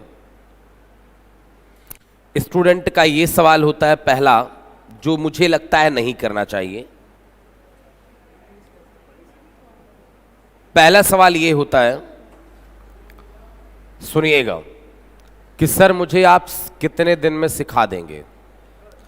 अब टीचर इसी बात का व्यापार करते हैं, पता है ना। यहां पर 10,000 रुपए इंग्लिश के लिए फीस लेकर के आपको 3 महीने में बोल दिया जाता है। और यहीं पर कई लोगों को मैं ऐसा भी जानता हूं 18,000 16,000 रुपए फीस लिए हैं और 3 महीने में भेज दिए, कुछ उनको समझ में नहीं आया और ना ही उन्होंने कुछ पढ़ाया। फिर दूसरा सवाल स्टूडेंट का ये होता है, अशफाक सर मैं 10 बजे तक पढ़ाना चाह रहा हूं, तो टेस्ट अगर कहीं और कंडक्ट हो जाए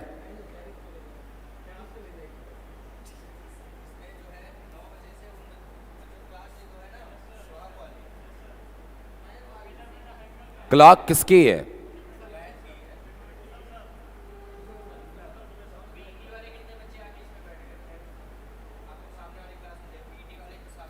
पेट वाली बच्चे सामने में जाए।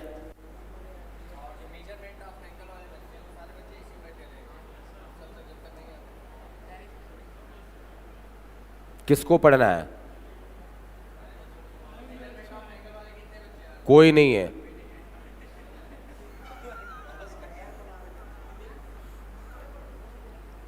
कोई हाथ उठा देगा तोड़ देंगे। चलो आ जाओ आगे। किसका? अच्छा बता दे रहे हैं क्या है लिखा, देखिए to fail in one's plans मतलब अपने योजना में असफल हो जाना, क्योंकि आप सहायता के लिए किसी गलत व्यक्ति के पास चले गए हैं। इसका मतलब ये हुआ, समझ में आया?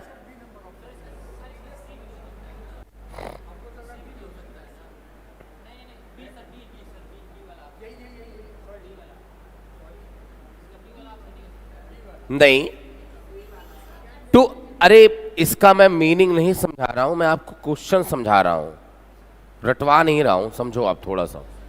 To bring one's eggs to a bad market एक ईडियम है। इसका मतलब ये है कि योजना में असफल हो जाना, क्योंकि आप सहायता के लिए किसी दूसरे व्यक्ति के पास चले गए हैं, तो इसका मतलब ये होता है योजना में असफल हो जाना। ठीक है ना। और एक बात समझ लेना, सुनना, ईडियम का आप रिमूव भी ऑप्शन कर सकते हैं।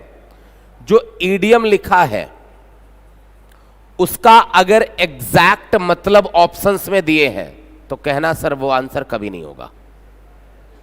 समझ में आया? इस तरीके से आप रिमूव कर सकते हैं, इस तरीके से आप रिमूव कर सकते हैं। अगर एग्जैक्ट आंसर दिए हैं तो कहना फिर वो आंसर कभी नहीं होगा।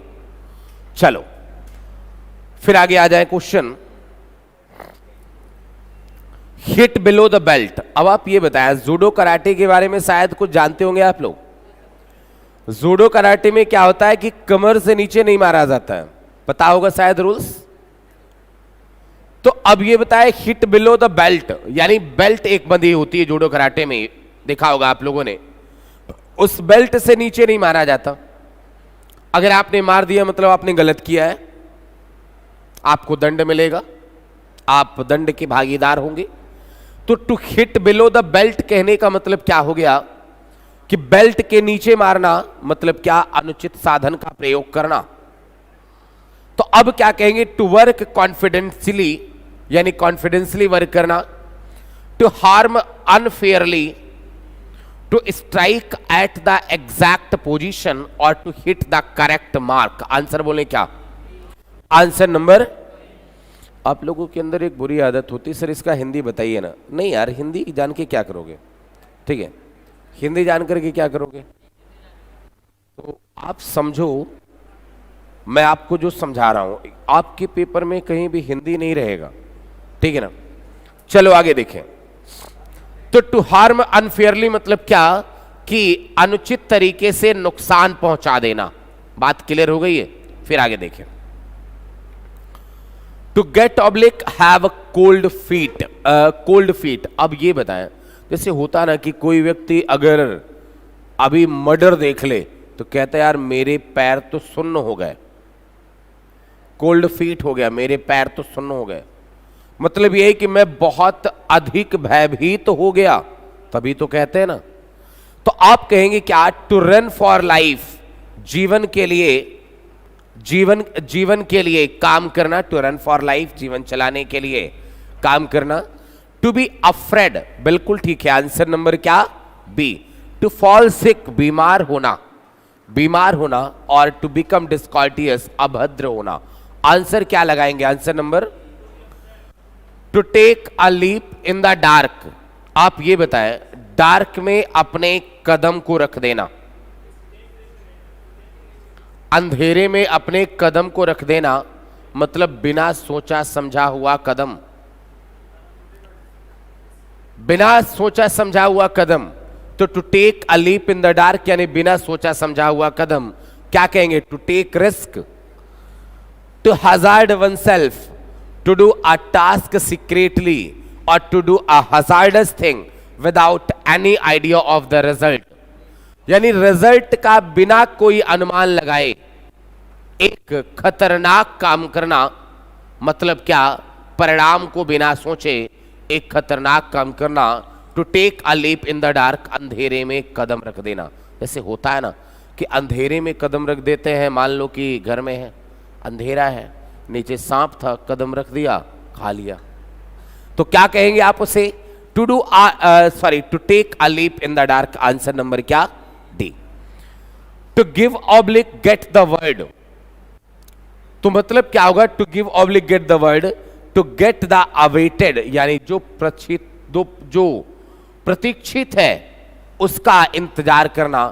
टू हैव गुड लक, अच्छा सौभाग्य होना। टू सेंड अवे मतलब डिसमिस, क्या, डिसमिस। और टू गेट द इम्पॉसिबल मतलब असंभव पाने का प्रयास करना।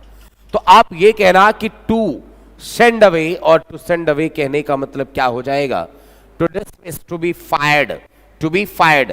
तो अब आप कहें to give oblique get the word कहने का मतलब क्या हो जाएगा, टू बी फायर्ड नौकरी से निकाल देना, सेंड अवे कर देना, डिसमिस। आंसर कौन सा, सी। टू बी एट डेजर्स डान, वैसे डेजर कहने का मतलब होता है रमपुरिया चाकू ना, और ड्रॉ कहने का मतलब निकाल लेना। तो आप ये बताएं चाकू वगैरह कब निकालते हैं, हाँ, जब किसी व्यक्ति से लड़ाई हो जाती है, दुश्मनी हो जाती है। तो टू बी एट डेजर्स डान कहने का मतलब क्या होगा, दुश्मनी होना, घोर शत्रुता होना। तो टू बी फ्राइटेंड भयभीत होना। To be ready to face danger यानी डेंजर का सामना करने के लिए तैयार होना। टू थ्रेटन वन यानी किसी व्यक्ति को थ्रेट करना, डराना, धमकाना। टू बी बिटर एनमी घोर शत्रु होना। आंसर क्या होगा, to turn up one's nose at a thing मतलब ये बताया जैसे कोई गलत चीज मिल गई, गोबर मिल गया, गंदगी मिल गई, तो अपने नाक से कोड़ने लगता है। To turn up one's nose at a thing, किसी भी चीज पर अपने नाक को सिकोड़ने लग जाना। To turn up one's nose at a thing, किसी भी चीज पर अपने नाक को सिकोड़ने लग जाना, कहने का मतलब क्या हो जाएगा? नाक भाव सिकोड़ना। नाक भाव सिकोड़ना मतलब कैसे? जब कोई गंदी चीज मिल जाती तो आप ऐसा काम करते हैं। तो to show eagerness to have something, यानी कुछ काम करने के लिए अपने ईगरनेस को दिखाना। टू शो इंडिफरेंस, इंडिफरेंस कहने का सेंस क्या? न्यूट्रलिटी, मतलब क्या? ना इस पक्ष में ना उस पक्ष में होना। To treat it with contemptuous dislike or disgust, और to start to grapple with it, किसी के साथ सामना करना शुरू करना। आंसर बोले क्या होगा? Answer number C. To save one's face, अपने फेस को सेव करना, मतलब क्या? कि कलंक लगने से अपने आप को बचाना, कालिक पुतने से अपने आप को बचाना। तो टू हाइड वन सेल्फ, अपने आप को छिपाना। टू अपोज, विरोध करना। टू इवेड डिसग्रेस, अपमान से बचना। और टू से प्लेनली, सीधा सीधा कह देना। आंसर बोलो क्या होगा? Answer number C. Next question, to split hours.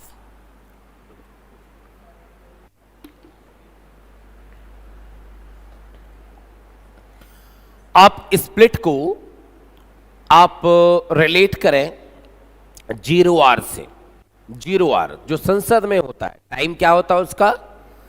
1 से 2। उस दौरान जीरो आवर्स में क्या होता है? क्वेश्चंस करना, कुछ विवादित तर्क वितर्क होता है उसमें। तो स्प्लिट आर्स कहने का मतलब बाल की खाल निकाल लेना, मतलब तर्क वितर्क करना। डिबेट, क्या? डिबेट। स्प्लिट आर्स यानी to side track the issue, मतलब अपने मुद्दे से भटक जाना, साइड ट्रैक हो जाना, मुद्दे से भटक जाना। टू क्वेरल ओवर ट्रिफल्स यानी तुच्छ बातों पर झगड़ा करना। To indulge in over refined argument यानी बहुत ही ज्यादा बेकार ओवर रिफाइंड आर्गुमेंट में लिप्त होना। और to find fault with others, ये भी एक इडियम है, दोष निकालना या दोष ढूंढना। पिक होल्स इन, ये भी एक idiom, pick holes in something, या to find fault with something with others, मतलब दोष निकालना, दोष ढूंढना। तो आप क्या कहेंगे आंसर इसमें? Answer number C. अगला सवाल लिखा गया क्या, सुनना। To wash one's dirty linen in public, in public मतलब खुलेआम, फ्रेज है। वॉश धोना, डर्टी गंदा। लिनन कहने का मतलब क्या होता है? जैसे गंदे जैसे होते ना, कि जैसे माँ वगैरह के साड़ी वगैरह जैसे हो गई पुरानी, तो उसकी कथरी बना ली जाती बिछाने के लिए, उसे क्या कहते हैं? और क्या कहते हैं? कथरी ही कहते हैं। तो लेनिन उसे कहा जाता है, क्या कहा जाता है? लेनिन उसे कहा जाता है। अच्छा, कोई अगर गेस्ट आया तो करते क्या है? वही बिछा करके ऊपर से बढ़िया सुंदर सा कंबल बिछा दिए, इज्जत क्या हो गई? ढक गई। होता है ऐसा? तो बस वही कहा गया है, to wash one's dirty linen in public. यदि आप अपने कथरी को ले जाके पब्लिक में धुलते हैं ना, तो इज्जत तो फिर उछल जाएगी, हाँ या नहीं? तो आप कहेंगे to wash one's dirty linen in public, कहने का मतलब क्या? घरेलू मुद्दे हैं, घर में ही सुलझा लो, बाहर वालों के सामने नहीं। तो उसे कहा जाता है to wash one's dirty linen in public, यानी क्या? To criticise one's nature in public, किसी व्यक्ति के नेचर को पब्लिक में क्रिटिसाइज करना, आलोचना करना।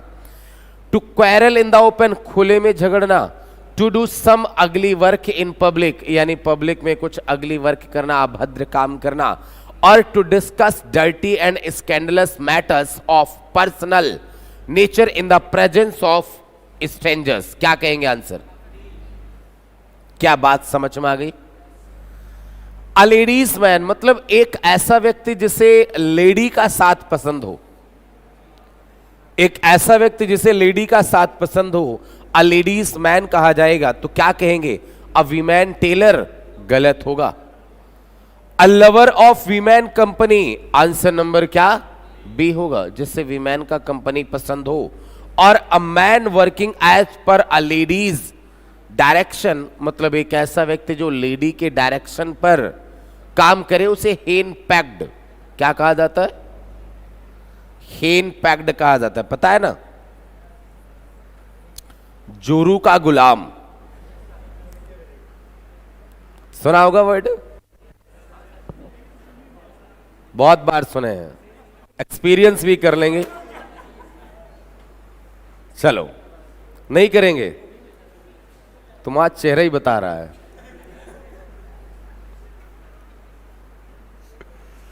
चलो कोई बात नहीं है, सामंजस्य बना के रखना चाहिए, ठीक है ना?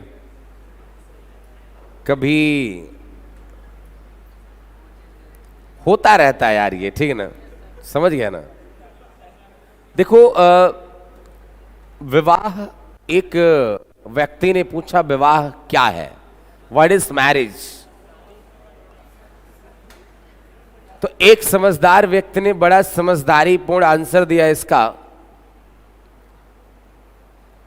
कि विवाह हम सब उसे कहते हैं जिसमें दो लोग मिलकर के ऐसी समस्या को पूरी जिंदगी सुलझाते हैं जो पहले कभी थी ही नहीं। समझ में आया? तो विवाह उसे कहते हैं, ठीक है ना? चलो आगे देखें क्या हुआ। शादी तय हो गई, अच्छी बात है, कर लो, अदरवाइज शादी करना चाहिए यार। देखो क्या होता है ना, देखो एक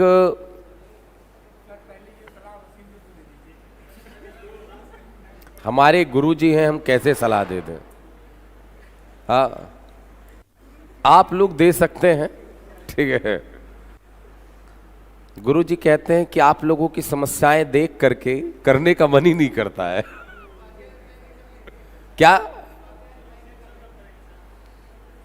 नहीं, शादी कर लेना चाहिए, ठीक है। चलो हाँ, शादी का एक्सपीरियंस लेंगे। राहुल सर बड़े परेशान है, ऐसा कुछ नहीं है, जरूरी नहीं यार सबका अच्छा चलता है, मेरा तो बहुत अच्छा चल रहा है, ठीक है ना? सामंजस्य नहीं, आप में क्या होना चाहिए, जब आप सामने वाला व्यक्ति आपको समझता हो और आप सामने वाले व्यक्ति को समझते हो तो आपकी मैरिज सफल होती है। समझ में आया ना? कभी कभी ऐसा होता है कि सामने वाला व्यक्ति कुछ और होता और आप कुछ और होता है, मतलब जिंदगी उसमें नरक हो जाती है, ठीक है ना? तो जब आप एक दूसरे को समझते हैं तो फिर कोई दिक्कत नहीं होती है। जैसे मैंने बहुत सारे लोगों को देखा है, घर से अगर 1 घंटे के लिए बाहर आ गए तो 1 घंटे में 10 बार फोन आएगा। सही कहा ना? अच्छा मेरे पास ये सब नहीं है, फोन करने की आवश्यकता नहीं, जब जरूरत होगी तो मैं फोन खुद कर लूंगा। अच्छा बात करने के लिए टाइम घर में मिलता कभी है नहीं उनसे, बात करने के लिए टाइम घर में कभी मिलता है नहीं, तो क्या होता है, मैं कभी कभी जब बाइक से यहां से जाता हूं तो मैं फोन कान में लगा के लेता हूं, फोन से बात करता हूं। घर में टाइम ही नहीं मिलता यार। आप ये बताएं, लगभग 11 घंटे आपको पढ़ाता हूं, 11 घंटे के बाद किस बैच में क्या सीट देनी है, कौन सी पीडीएफ देनी है, अब वो जाकर के घर में तैयार करना होता। अब बात करो या फिर आपके लिए मैटर तैयार करो? चलो आगे देखें। बात ना करें, to throw dust in one's eyes, क्या कहने का मतलब, क्या किसी व्यक्ति की आंख में धूल डालना। तो अब आप ये बताएं, किसी व्यक्ति की आंख में धूल डालना, इसके लिए कुछ इडियम्स आप लोग और भी लिख सकते हैं। क्या?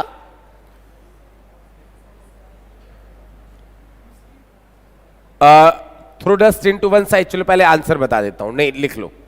Take for a ride, take for a ride, pull the wool over someone's eye, pull the wool over someone's eye. फिर play a trick upon, play a trick अपान,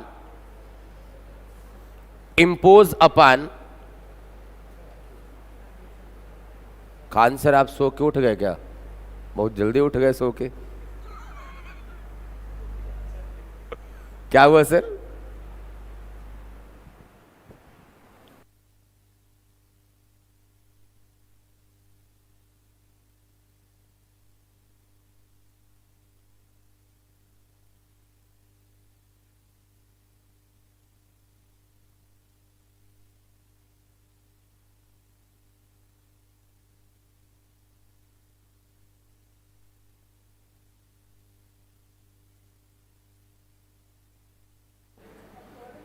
पेट का टेस्ट कितने बच्चों को देना है उस सामने वाली क्लास में बैठ जाएं। और इंग्लिश मीडियम के स्टूडेंट कितने बच्चे हैं? इंग्लिश मीडियम की कौन सी क्लास चलने वाली है? मैथ की, मैथ की 10 बजे से है, मैथ की 10 बजे से है।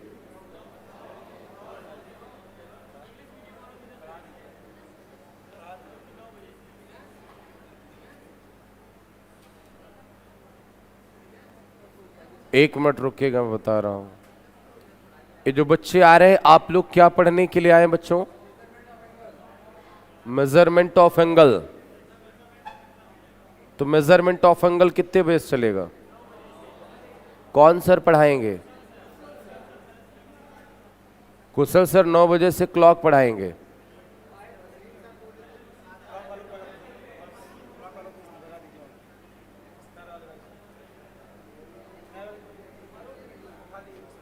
कुशल सर अभी डाले हैं 9 बजे से, वो शायद क्लॉक पढ़ाएंगे। क्यों सर? तो मेजरमेंट ऑफ एंगल फिर कौन पढ़ाएगा? 2 कुशल सर तो है नहीं।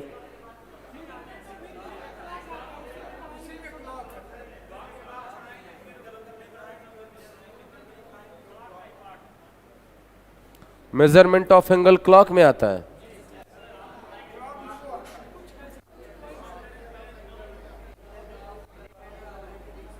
मेजरमेंट ऑफ एंगल वाले बच्चे कहां चले जाएं? उधर चले जाइए, लास्ट वाले में, कोने वाले में मेजरमेंट ऑफ एंगल। और बच्चे बताएं। और इसमें टेस्ट वाले बच्चे सबसे पीछे, अच्छा सामने वाले में चले जाएं। टेस्ट वाले बच्चे सामने वाले में चले जाएं। और बच्चे बताएं। 7 से 11 फाउंडेशन एकदम से पीछे। और बच्चे बताएं। क्या 2D पढ़ाने के लिए? आज कौन कौन सी क्लास लगा दी गई है?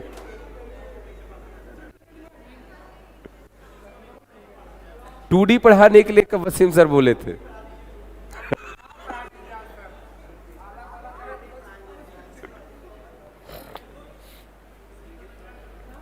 चले, हाँ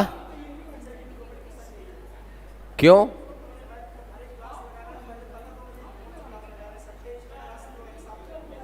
नहीं, मेरी क्लास देखिए पता थी 7 से 10 चलेगी, मेरी पहले से थी।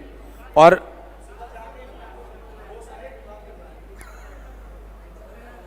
चले ठीक है, अब बैठ जाए, अब हम लोग पढ़ाई करते हैं, ठीक है ना। इसमें 10 बजे तक सर की क्लास 10 बजे की 10 बजे चलेगी। 10 बजे तक मैं पढ़ा रहा हूं, ठीक है। जिन बच्चों को अपनी अपनी क्लास देखनी है तो आप लोग अपनी अपनी क्लास सर्च करें, कहां है।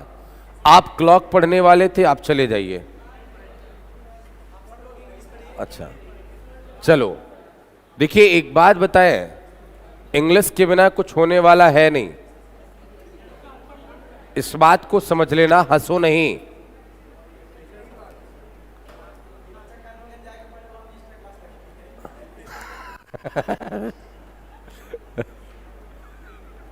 वह आप कितने बजे से लगी है?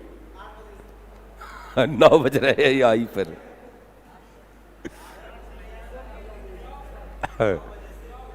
अच्छा ठीक है, आपको जाना है जा सकते हैं। अब शांत हो जाइए, अब मैं पढ़ाना स्टार्ट करता हूं अगेन। अब हमने आपको क्या कहा कि हाँ, take for a ride, pull the wool over someone's eye, play a trick upon और इंपोज अपान, और एक और लिख लेना, lead up the garden path, lead up the garden path. अब इसका मतलब क्या होगा बच्चों? इन सभी इडियम्स का एक ही मतलब होगा, क्या? धोखा देना। Throw dust into one's eyes, किसी व्यक्ति की आंखों में धूल झोंकना मतलब धोखा देना। तो क्या लिखेंगे? To sow false things, to make blind, to harm someone, to deceive. Answer बोले क्या? To be rolling in money, मतलब यह है कि मनी में रोल करना। तो एक आपने शायद मूवी देखी होगी, शायद किसकी थी, इमरान हाशमी की, शायद आस्की थी, नहीं आस्की नहीं थी, मर्डर थी। उसमें नहीं, मतलब उसमें वो गैम्बलिंग करता है।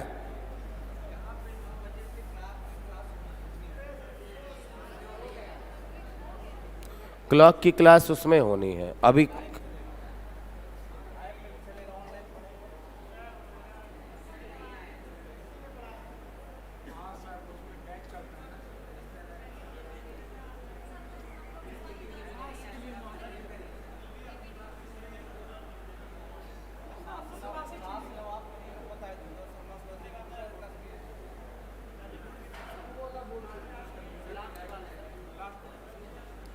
लास्ट वाला बोर्ड खाली है, वहां भी क्लास चल रही।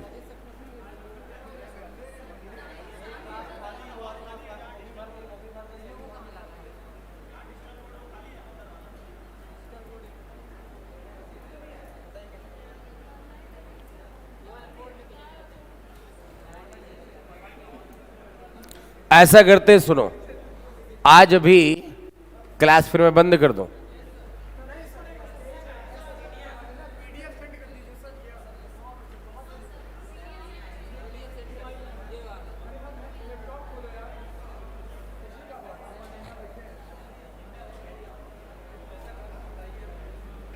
आप बताइए, हम क्या बताएं? खान सर अभी बोल के गए आपके।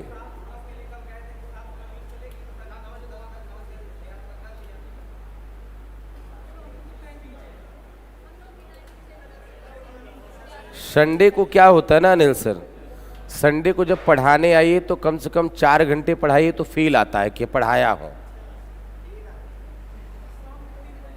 यार एक ही टाइम मिलता है, जानते हैं, एक ही टाइम होता है जब संडे को बच्चों से बात कर पाता हूं, कुछ मोटिवेट कर पाता हूं, कुछ बता पाता हूं। चलो ठीक है, कोई बात नहीं है। शाम की क्लास बात ना करें, मैं 50 क्वेश्चन पूरा कर लूं, रिवाइज करवा दूं, छोड़ दे रहा हूं। अभी लाइव चलने दीजिएगा, बंद मत करिएगा अभी। चले, हाँ, शाम की क्लास को 50 के बाद 51 से 100 आज शाम की क्लास चलेगी द स्पीड यूट्यूब चैनल पर। कितने बजे? 6:15 से, ठीक है, 6:15 से 9-10 बजे तक, 9 बजे तक कम से कम लूंगा। तो शायद 150 क्वेश्चन मतलब वहां मैं करवाऊंगा, या फिर 100 क्वेश्चन करवा दूंगा, कोई दिक्कत? तो ऑनलाइन पढ़ लेना। हाँ, कल मैं पूछूंगा इडियम्स, चलो, हाँ, इसकी पीडीएफ मैं डाल दूंगा। अब देखो, to be rolling in money, अच्छा इसे रिवाइज भी करना है। क्या लिखा गया? To be rolling in money. अब ये बताया मनी में क्या करना? रोल करना। अब ये बताया मनी में रोल करना मतलब बहुत अधिक धनवान होगा वो।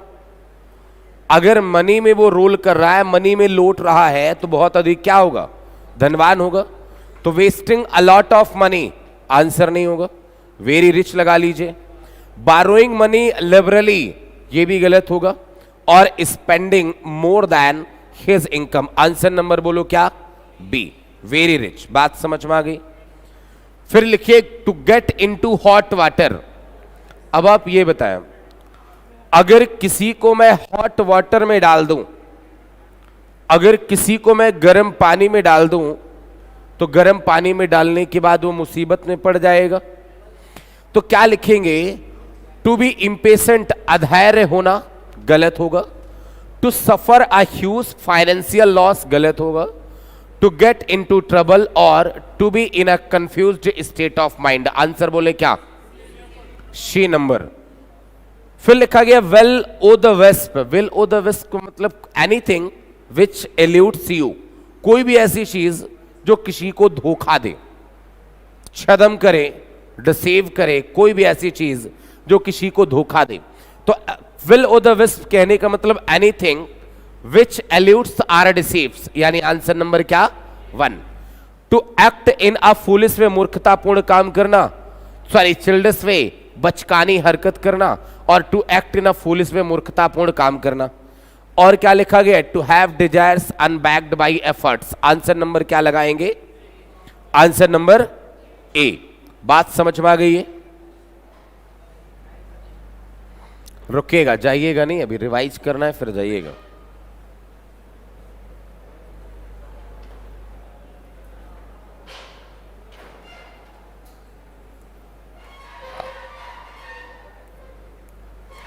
अच्छा, इस पीडीएफ को यहीं से सेव कर लेंगे, जब शाम को पढ़ा देंगे तो कंप्लीट पीडीएफ टेलीग्राम पर मैं सेंड करूंगा, ठीक है? कंप्लीट पीडीएफ टेलीग्राम पर शाम को पढ़ाने के बाद सेंड करूंगा। अभी एक बार रिवाइज करो। आप सभी को अगर याद होगा तो बस बोलते हुए चलिएगा। और बोलना क्या है अब, इंग्लिश में या हिंदी में? नहीं, हिंदी में बोलना है, हिंदी में बोलना है। जो कुछ समझ, इंग्लिश में बोलो, इंग्लिश तो लिखा ही है यार, इसलिए कह रहा हूं हिंदी में बोलना। To turn over a new leaf कहने का मतलब नया जीव। चलो मैं बोलता हुआ चल रहा हूं, आप सुनते हुए चलना। हिंदी में बोलूंगा, इंग्लिश अब लिखा है। To turn over a new leaf यानी नया जीवन प्रारंभ करना। A fair crack of the whip यानी सही मौका। To talk one's head off मतलब क्या? बहुत अधिक बातें करना। फिर to hold something in leash मतलब क्या? कंट्रोल, नियंत्रित करना। To play fast and loose मतलब गैर भरोसेमंद होना। To wrangle over an ass's shadow मतलब तुच्छ बातों पर झगड़ा करना। ऑल एजॉज यानी उत्सुक या बेचैन। टू फ्रेम अ पर्सन किसी व्यक्ति को अपराधी बना देना। अ क्लोज सेव मतलब बाल बाल बचना। To take with a grain of salt मतलब टोटल डिसबिलीव होना। टू कीप वंस हेड शांत रहना। टू क्रॉस स्वर्ड्स लड़ाई झगड़ा करना। A snake in the grass मतलब छुपा हुआ दुश्मन। गिव अप द घोस्ट मर जाना। ऑप्शन चॉइस केवल एक ही विकल्प, या तो एक्सेप्ट करो या लीव कर दो। टू एट लॉगर हेड्स असहमत होना। To talk through one's hat nonsense बातें करना। टू स्नेप वंस फिंगर किसी का तिरस्कार करना। अ पाइप ड्रीम खोखला वादा। गिव अप द घोस्ट मर जाना। To have an easy time of it उपयुक्त समय होना, बढ़िया सुख चैन की जिंदगी गुजर बसर करना। To stand oblique stick to one's guns मतलब मुसीबत में भी अड़े रहना, डटे रहना। To take the bull by the horns मतलब साहस मतलब किसी भी परिस्थिति का, डिफिकल्ट परिस्थिति का साहस पूर्वक सामना करना। टू लॉस वन सेड मतलब क्या? भ्रमित हो जाना। By the skin of one's teeth मतलब ओनली जस्ट या हार्डली मुश्किल से। To throw down the gloves यानी चुनौती देना। टू बी इन अवेयंस दुविधा में होना। To cast pearls before a swine मतलब भैंस के आगे बीन बजाना। A chip off the old block मतलब अपने पूर्वजों के जैसा ही। आई स्मेल अ रैट दाल में काला होना। To take people by storm मतलब हक्का बक्का कर कैप्टिवेट कर देना अनएक्सपेक्टेडली। फिर to throw up the sponge मतलब त्याग देना, छोड़ देना। हार्पॉन यानी बड़बड़ाना। फिर नेक्स्ट लिखा गया to catch somebody on the hop यानी हक्का बक्का कर देना। फिर लिखा गया टू स्पिल द बीन्स यानी रहस्य उजागर करना। To bring one's eggs to a bad market मतलब योजना असफल हो जाना क्योंकि आप गलत व्यक्ति के पास गए। To hit below the belt अनुचित साधन का प्रयोग करना। To have oblique get cold feet मतलब भयभीत तो हो जाना। To take a leap in the dark मतलब कुछ खतरनाक काम काम करना बिना परिणाम जाने, to give oblique get the word मतलब to be fired, to be fired, to be at daggers drawn मतलब असहम मतलब दुश्मनी होना, to turn up one's nose at a thing नाक भौं सिकोड़ना मतलब तिरस्कार करना कुछ गलत चीजों को देख करके मतलब नाक भौं सिकोड़ना, टू सेव वंस फेस मतलब लज्जा से बचना, अपने कालिक पुतने से बचना, टू स्प्लिट आर्स मतलब क्या तर्क वितर्क में लिप्त होना, to wash one's dirty linen in public मतलब स्ट्रेंजर्स की उपस्थिति में घर के मुद्दों को उछालना, अ लेडीज मैन एक ऐसा आदमी जिसे लेडी का साथ पसंद हो, to throw dust in one's eyes मूर्ख बना धोखा देना, to be rolling in money very rich बहुत अधिक धनवान होना, to get into hot water मुसीबत में पड़ जाना, और वेल ओ द वेस्ट पे कोई भी ऐसी चीज जो आपको क्या दे, जो आपको धोखा दे। आप ये बताएं बच्चों, एक मिनट, अब ये बताएं क्या आप सभी को लर्न हो गया, हुआ या नहीं हुआ? अब आज क्लास कितने बजे चलेगी इसकी? शाम के 6:15 पर द स्पीड यूट्यूब चैनल पर सभी की उपस्थिति अनिवार्य है 6:15 पे, और कल आप लोग अपनी अपनी क्लास में आएंगे, जितने एरियम्स पढ़ाए रहेंगे वो एरियम्स विथ ऑफलाइन विथ ऑनलाइन याद रहे, क्लास में आप पढ़ करके आइएगा, अदरवाइज फिर आना बंद कर दीजिएगा।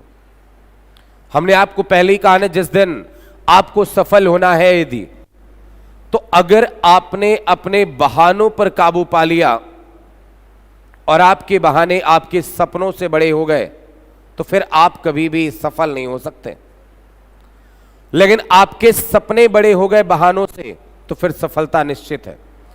अब आप लोग क्लॉक पढ़ें by Kushal Dubey sir, the legend, reasoning legend Kushal Dubey sir.